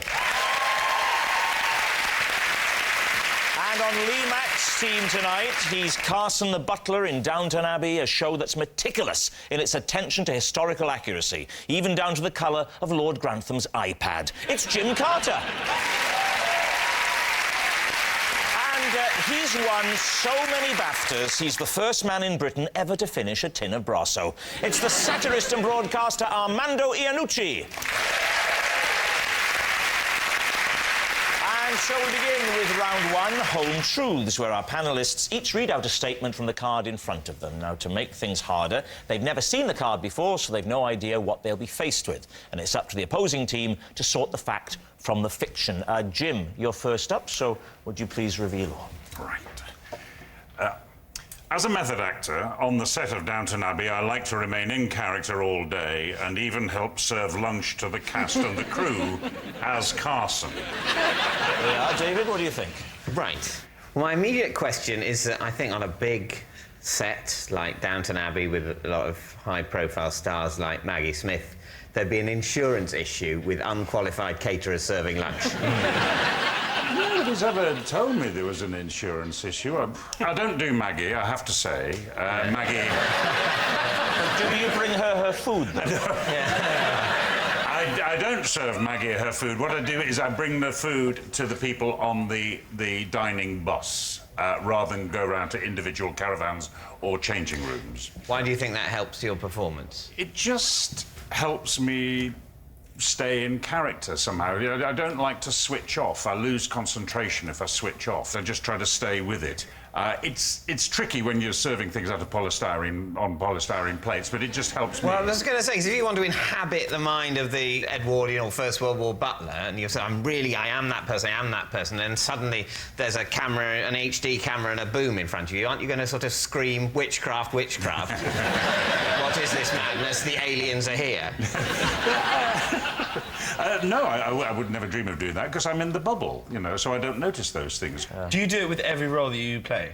So if you were doing a film about, say, like a man that liked wearing women's underwear, you would be committed to wearing women's underwear for the whole shoot. You're the only person who's seen that film, Jack. But you're a dresser, obviously, so you would dress all the male members of the cast that I'm you a butler, tend to as well. madam. Not dresser. I mean, there are scenes in which you help Lord Grantham on with his buttons. pants. Yeah, that's when the other valets have disappeared or are in jail or have been accused of murder and things like that. Yeah, which is most It's weeks. only in extremis that I do the cufflinks. A butler will sometimes do that, I can vouch for that. I think the problem with you, Jim, is you've got such a lovely voice. Everybody's happy, just... You're just sat there. You're sat there like this. Yeah, you flounder in such an authoritative way. Viewers will be pleased to know that Jim's answer is now available as an audiobook. That method acting thing, though, is true. I met someone recently that was in Hollyoaks, and they were really stupid in real life as well. They do it all the time. I knew someone in Hollyoaks, and his granny used to watch every episode, and he said, Granny, you please don't... So what he did was, if it was his last scene of the episode, he'd go like that, and that was Granny could switch off then, because she knew he wasn't in anymore. So what do you think, David? I don't think it's true. I think it's the sort of thing people make up about actors, and I think in this instance it would be very impractical.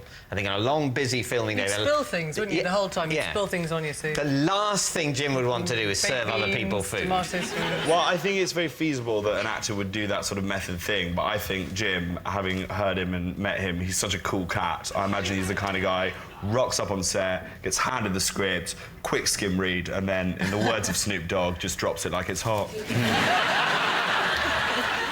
I think he means it's a lie. Do you know, thanks to you, we're reaching a whole different demographic. So, they think it's a lie. Jim, truth or lie? I do drop it like it's hot, because it is a lie. Yes, it was a big fat lie. Jim doesn't remain in character all day at Downton Abbey. Jack, you're next. I once hid a girl in my bed whilst my entire family came into the bedroom to have a conversation with me. Right, Lee. Now, how old were you? I was 18. And a bit of a nervy question. How old was she? No, she was... she wasn't. She was of age. Of age? Yeah. 44. 65. No, she was just of a normal age. She mean a normal age? It's a normal age. It's a bit ageist, isn't it? An 18-year-old Are you saying that Rob's abnormal? Well, yeah, if Rob was in my bed, it would be a bit weird, but... Actually, a lot easier to hide it. Just pop him in the pillowcase, throw him over your shoulder, off you go. So, you'd had a lovely tender time with this young lady. The next morning arrived, the start of a whole new dawn, and she was secreted, hidden, under the duvet. My dad comes in, knock, and knock. I say, get under there. Under there? And what did your dad say? No,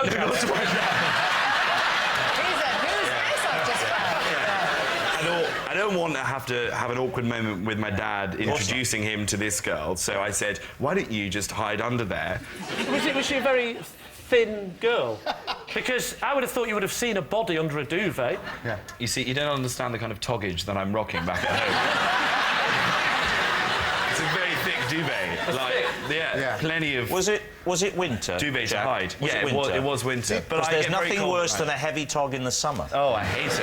But I have two duvets within the thing, and then I take one one out. out. So do I. I take one away for the summer. Yeah. Stick it back on for the winter. It's a lovely way of doing it. So good. I'm sure. God, is it always this boring, this show?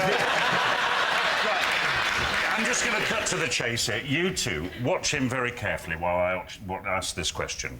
What was her name? Yeah, well, that's no... I can't say on TV. Why? Oh, very good. I want to protect her modesty. But do your whole as I family did come on into that your morning. bedroom often? Oh, nice. Do they my just go, dad "Oh, always. morning"? My dad All will of always you, come yeah. into my room, Yeah. and he always brings in the Telegraph and reads to me little extracts that he's found. And then your mum's behind him, and then your brother and sister. And then Can we listen? What happened this one morning was that my dad had received a round robin. So he came in to read me this letter. I said hide under the duvet. Then my mum came in with a cup of tea. And my dad was reading this letter. So he was like, oh, Molly, Barnaby, why don't you come in as well? Sounds like a rough family. So... they were all round the bed and she was sort of hidden under there. It was quite a long letter as well, so I had to keep sort of giving her a bit of air. And then... You're doing that, were you? Yeah. Is it a single bed or a double bed? It's one of these ones that's like a small double bed. Well, they're called single beds. It was, yeah, it wasn't... Is this the first time that had happened? Had you never been in that situation before? Or? I'd brought a girl back before, but I'd been very careful to sort of sneak her out in the morning. I'd, like, distracted my dad, and then you just go, go. That was the plan? The plan was you were going to sneak her out without anyone noticing? Through the laundry chute? I didn't know what a laundry chute is. The butler normally just takes it from the room. Sorry. No, but I was planning on sort of sneaking out and not having to deal with this situation. Yeah. And at the end, she was under there for too long. I had to let her out. Not let her out. That sounded like she wanted to be there initially. The only way you can conceal someone lying under a duvet is to lie on top of them in exactly the same body shape that they are. Yeah. Really. And I was sort of, sort of over her. What the hell are you doing? No, I just like so I could, I had a bit of my body on her. I don't like humans touching me. Just a bit of... All right, so what do you think, Lee? OK, I think... Well, sorry, Jim, what do you think it's true? I'm borderline true, yeah, true. Borderline true. Go on, then. We'll go with true. You're going to say true? OK. Jack Whitehall, were you telling the truth or were you telling a lie? It is a true... Scandalous. Yes, it's true. Jack did once hide a girl in his bed whilst his family came into the bedroom to have a conversation with him. Our next round is called This Is My, where we bring on a mystery guest who has a close connection to one of our panellists. This week, each of David's team will claim it's them that has the genuine connection to the guest, and it's up to Lee's team to spot who's telling the truth. So, please welcome this week's special guest, Benji.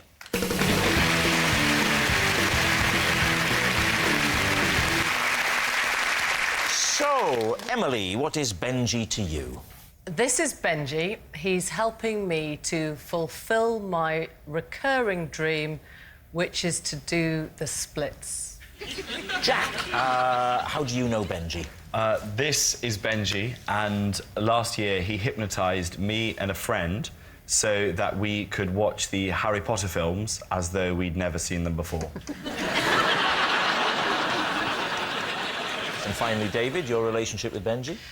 This is my ice cream man, Benji. Oh, it's not, is it, David? It really isn't. This, as I say, this is my ice cream man, Benji, and he calls me Two Flakes. Go on. Because he always gives me 2 flakes in my 99. There we are. Lee, where do you want to start? Well, I want to start with Emily, because I want to establish exactly what we're talking about. Are we talking about a reoccurring dream you have and you want to get rid of the dream, so he's helping you somehow with that dream, or it's a lifelong dream to do the splits? It's a recurring dream, and he's helping me to get flexible in it. You need to be... Don't need for the splits, you need to get... It's not to do with your mind, it's to do with your body. It's trying to help you achieve your goal of actually doing the splits. Yes, that's right. What angle have you got to so far? What, right leg or left leg? To produce an angle, you need both legs. Trust me, that's my chat-up line.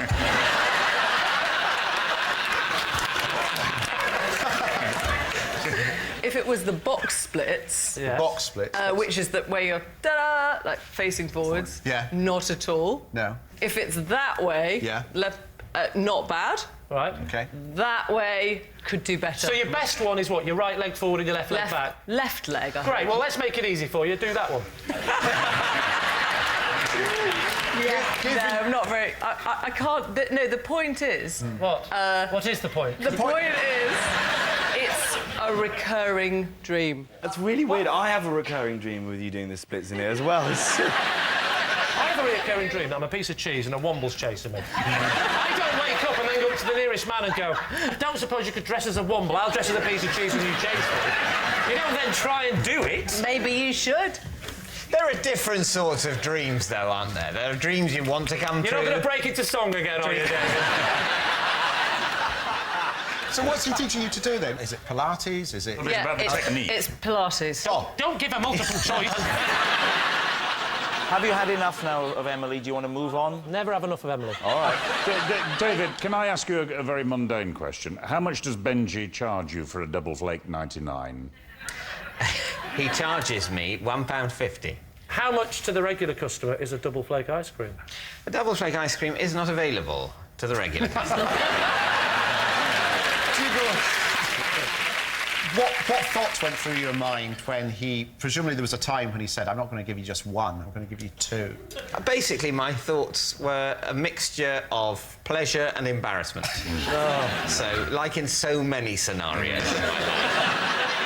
How often is Benji in your area? I mean, how many times a week does he service your street? Benji's ice cream van is often parked in at a certain place. Yeah. Where is this place? Passing by Queen's Park in northwest London. And why are you regularly passing Queen's Park in northwest London? Because I often walk that way from my flat to the BBC. Who affected the introduction, David? I mean, who proffered the name Benji? I mean... Well, Benji proffered his own name. Did he? In what circumstances? Benji recognised me in my capacity as someone who has been on television. When were you on television? Is it sad when summer's over? Do you know when it's the last time you and Benji will be together for another year? I think, thankfully, it's never quite clear which time will be the last time. I think, in a weird way, we're both better off for not knowing. Yeah. So, just so to be clear, Benji offered you 2 flakes once because he's a big fan of your estimable body of work. And that sentence wouldn't work without "of work" at the end, would it? And then gave you the name. You didn't say, oh, look at me, I'm David Two Flakes. You didn't do that. He gave you the name. No one knows, Rob, better than you how desperately keen I am to develop some sort of catchphrase. But in this scenario, it wasn't me, no. So I think actually it wasn't the first time. I wasn't given the name Two Flakes by Benji the first time. Well, of course not. That would be madness. It sort of developed probably the second or third Fourth time. or fifth, sure. You'd need a pattern to have developed. Some sort of pattern had developed. Has he ever offered to put anything else on your cone? No. OK, let's move on to Jack. Jack, remind us again of your connection. Benji hypnotised me and a friend so that we could watch the Harry Potter films like we'd never seen them before. So you've obviously seen what? You've seen them all? Yeah. I'm a massive pothead. Right. And you were so desperate to watch them again that you got... Well, I mean, what is obviously a professional hypnotist or a friend who can do it? Well, basically, last year when Deathly Hallows Part 2 came out and it was the end, it was really sad. And I was going through quite a bad time. And I was also trying to give up smoking. And Benji was actually helping me doing that. And we were talking about that. And I said, what else have you done? You know, hypnotised other people to do other things? He said, yeah, well... He'd done it to someone that had watched Star Wars and then enjoy that experience. I was like, that sounds amazing. Could you do that for me and some friends to watch? I think after this show, people are going to want to use his services. When he's hypnotising you, what happens? Well, he puts you into a sort of transient state. Is he dressed as a wizard? How does he get you into a transient state? What does he do? Well, he talks to you, he relaxes you. What does he say? Well, I can't remember. I was in a transient state. He's good, isn't he? What's it going to be, Lee? Who do you think I don't know. Listen, it's either 2 flakes or 2 legs. Definitely. Not Harry Potter, then? I don't know. Draco Dorman Nunquam Titilandus. Yeah, oh, couple of potheads in. That is, of course, the Hogwarts school motto. Never tickle a sleeping dragon. Right. I tell you what, that's a good memory, considering you've technically only seen it once. Right, we need an answer. Lee's team. Is Benji Emily's splits teacher, Jack's mind-wiping hypnotist, or David's flaky friend? What are you going to say? Oh, this is tough because they're all so not true. We're going to go for the most ridiculous answer. We're going to go for Jack. You're going for Jack? Yeah. You're saying it's Jack? You're saying it's Jack, it's the hypnotist, it's the Harry Potter... Oh, OK. So, Benji... Emily. Change it to Emily. Change it to Emily. It's Emily. What are you saying? You're saying it's Emily, it's the splits. Jack, we'll go for Jack. Will we go for Jack? You tell you what, we'll just tell you. It doesn't matter. What are you saying? We'll go for Jack. Jack, yeah. You're saying Jack? OK, right. Benji, would you please reveal your true identity? I'm Benji, and I've been helping Emily achieve her dream of being the splits. Wow. Wow. And the obvious next question is, would you be willing to give us a quick splits? Of course. Oh!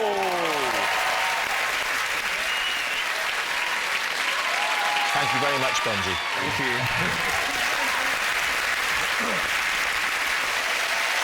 Which brings us to our final round, quickfire lies. We start with... David. Last year, I was forced to abandon the purchase of a new armchair mid-transaction because the shop assistant used the terms well gel and amazeballs.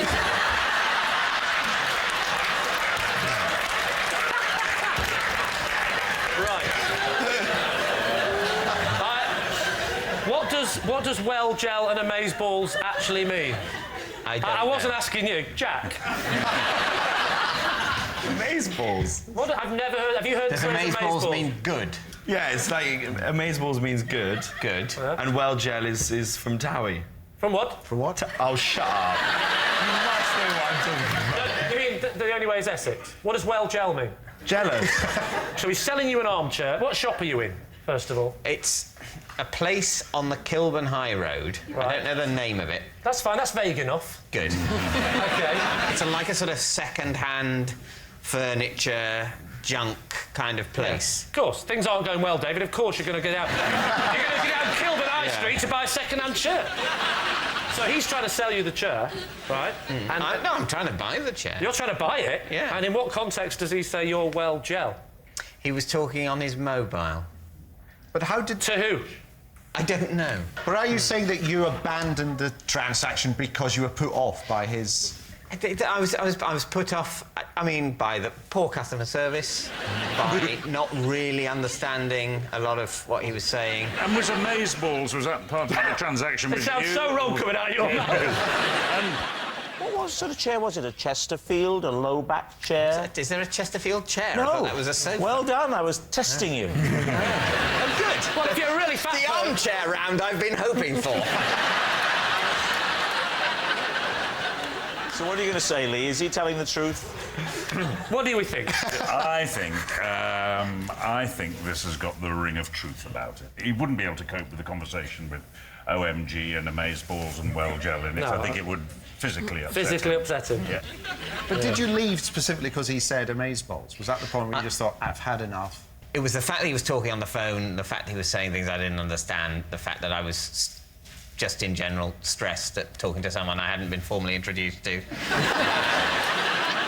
So what's it going to be? You're saying a lie, you're saying true. I'm going to say... lie. You're saying it's a lie.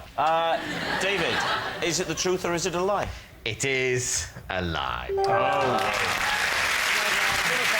Yes, it's a lie. Last year, David didn't abandon the purchase of a new armchair because the shop assistant used the terms well gel and amazeballs. Next. It's Armando. Oh. I once had to abandon my car in a safari park after a baboon climbed through the sunroof, lay down on the back seat and fell asleep. OK, so where in the safari park is the car? In the lion enclosure.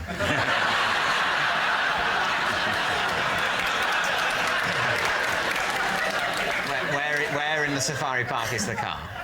It's... Where do you think it is? In the baboon area.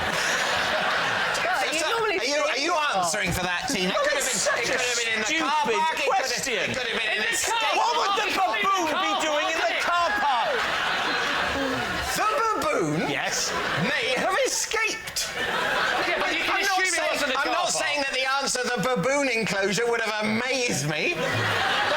Do you wonder perhaps I didn't expect to have to defend myself to this extent with that only question. It's a stupid question. Where do you think he was? The gift shop? If it's a stupid question, cut it out in the edit. No, it'll be left in to show you for the charlatan that you are. In the safari park was your car. The baboon area! Thank you. As I suspected.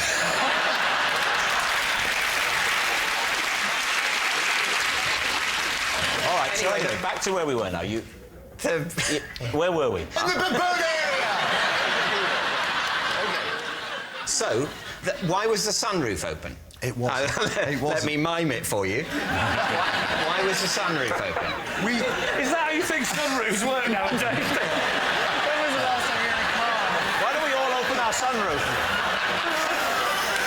Let's get the audience opening their sunroof as well. Come on, let's all open our sunroof together. Emily, open your sunroof, girl. I'm sorry, it's still a bit hot in here. Shall we open the windows?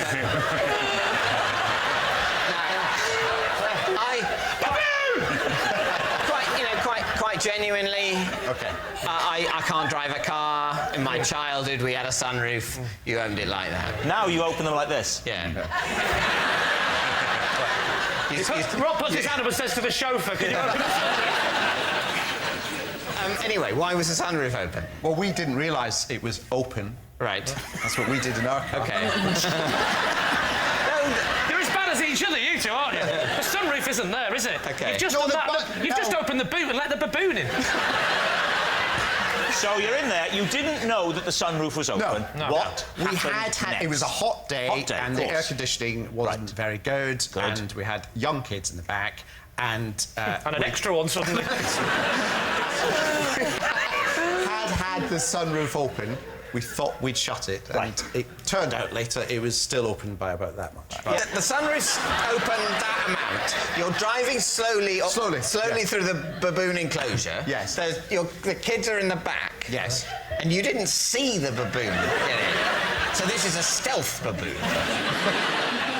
Right. What alerted you to its presence? Right. As we were leaving the baboon area. Where were you going?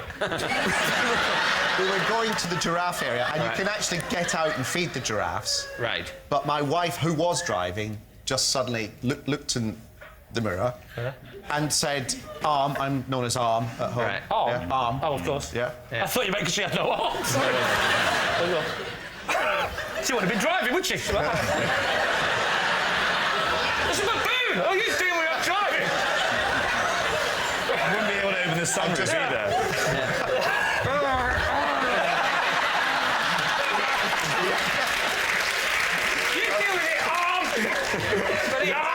Oh, what's that? I turned round and saw a sleeping baboon. And your kids are in the back as well. Why did they not How many notice? children? It was a seven-seater. They always want to go right at the back. Ah, so there was a whole middle tier for baboons. For baboons. But your kids didn't notice a baboon crawling in. Of course they noticed. But they didn't say it. They were loving it. They're saying, don't tell them. They'll hate the baboon for some reason. If you're all against wild animals in the car. If you're 4 and 2 and an animal gets in your car and sits and sleeps in front of you. Yeah. They're getting the the big purple backside. This for them. Because they're at the back, they're going, this 3D film's brilliant. And how did this all resolve itself? Well, fortunately, the next enclosure was the giraffe enclosure, and you can get out, and there were people there. And the giraffes ate giraffes the and baboons. zebras, yes. One of the warders... Yes. Jim's giving us a lovely giraffe. Sorry. So one of the warders came and what did they, shoo it out? Both doors open. They slid open, and it just scarpered out. What are you thinking? We need a decision, we need truth or lie. What are you going to say? What do you think, Emily? I think it's true. Do you have a clue, Jack? I think it might be true. It's pretty detailed. I think we're going to say true. You're going to say true? Yeah. You're going to say true. Armando, truth or lie? It was all a big lie. Yes, it's a lie. Putting a baboon through a sunroof is the brand new game show next on ITV2. And that noise signals time is up. It's the end of the show, and I can reveal that Lee's team have won by 3 points to 2.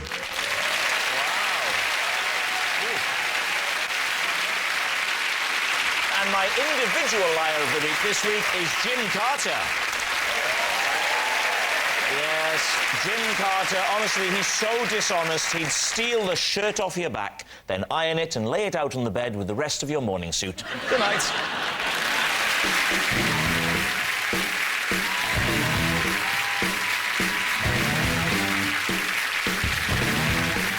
He's getting on like a house on fire. The Graham Norton Show at 10:35.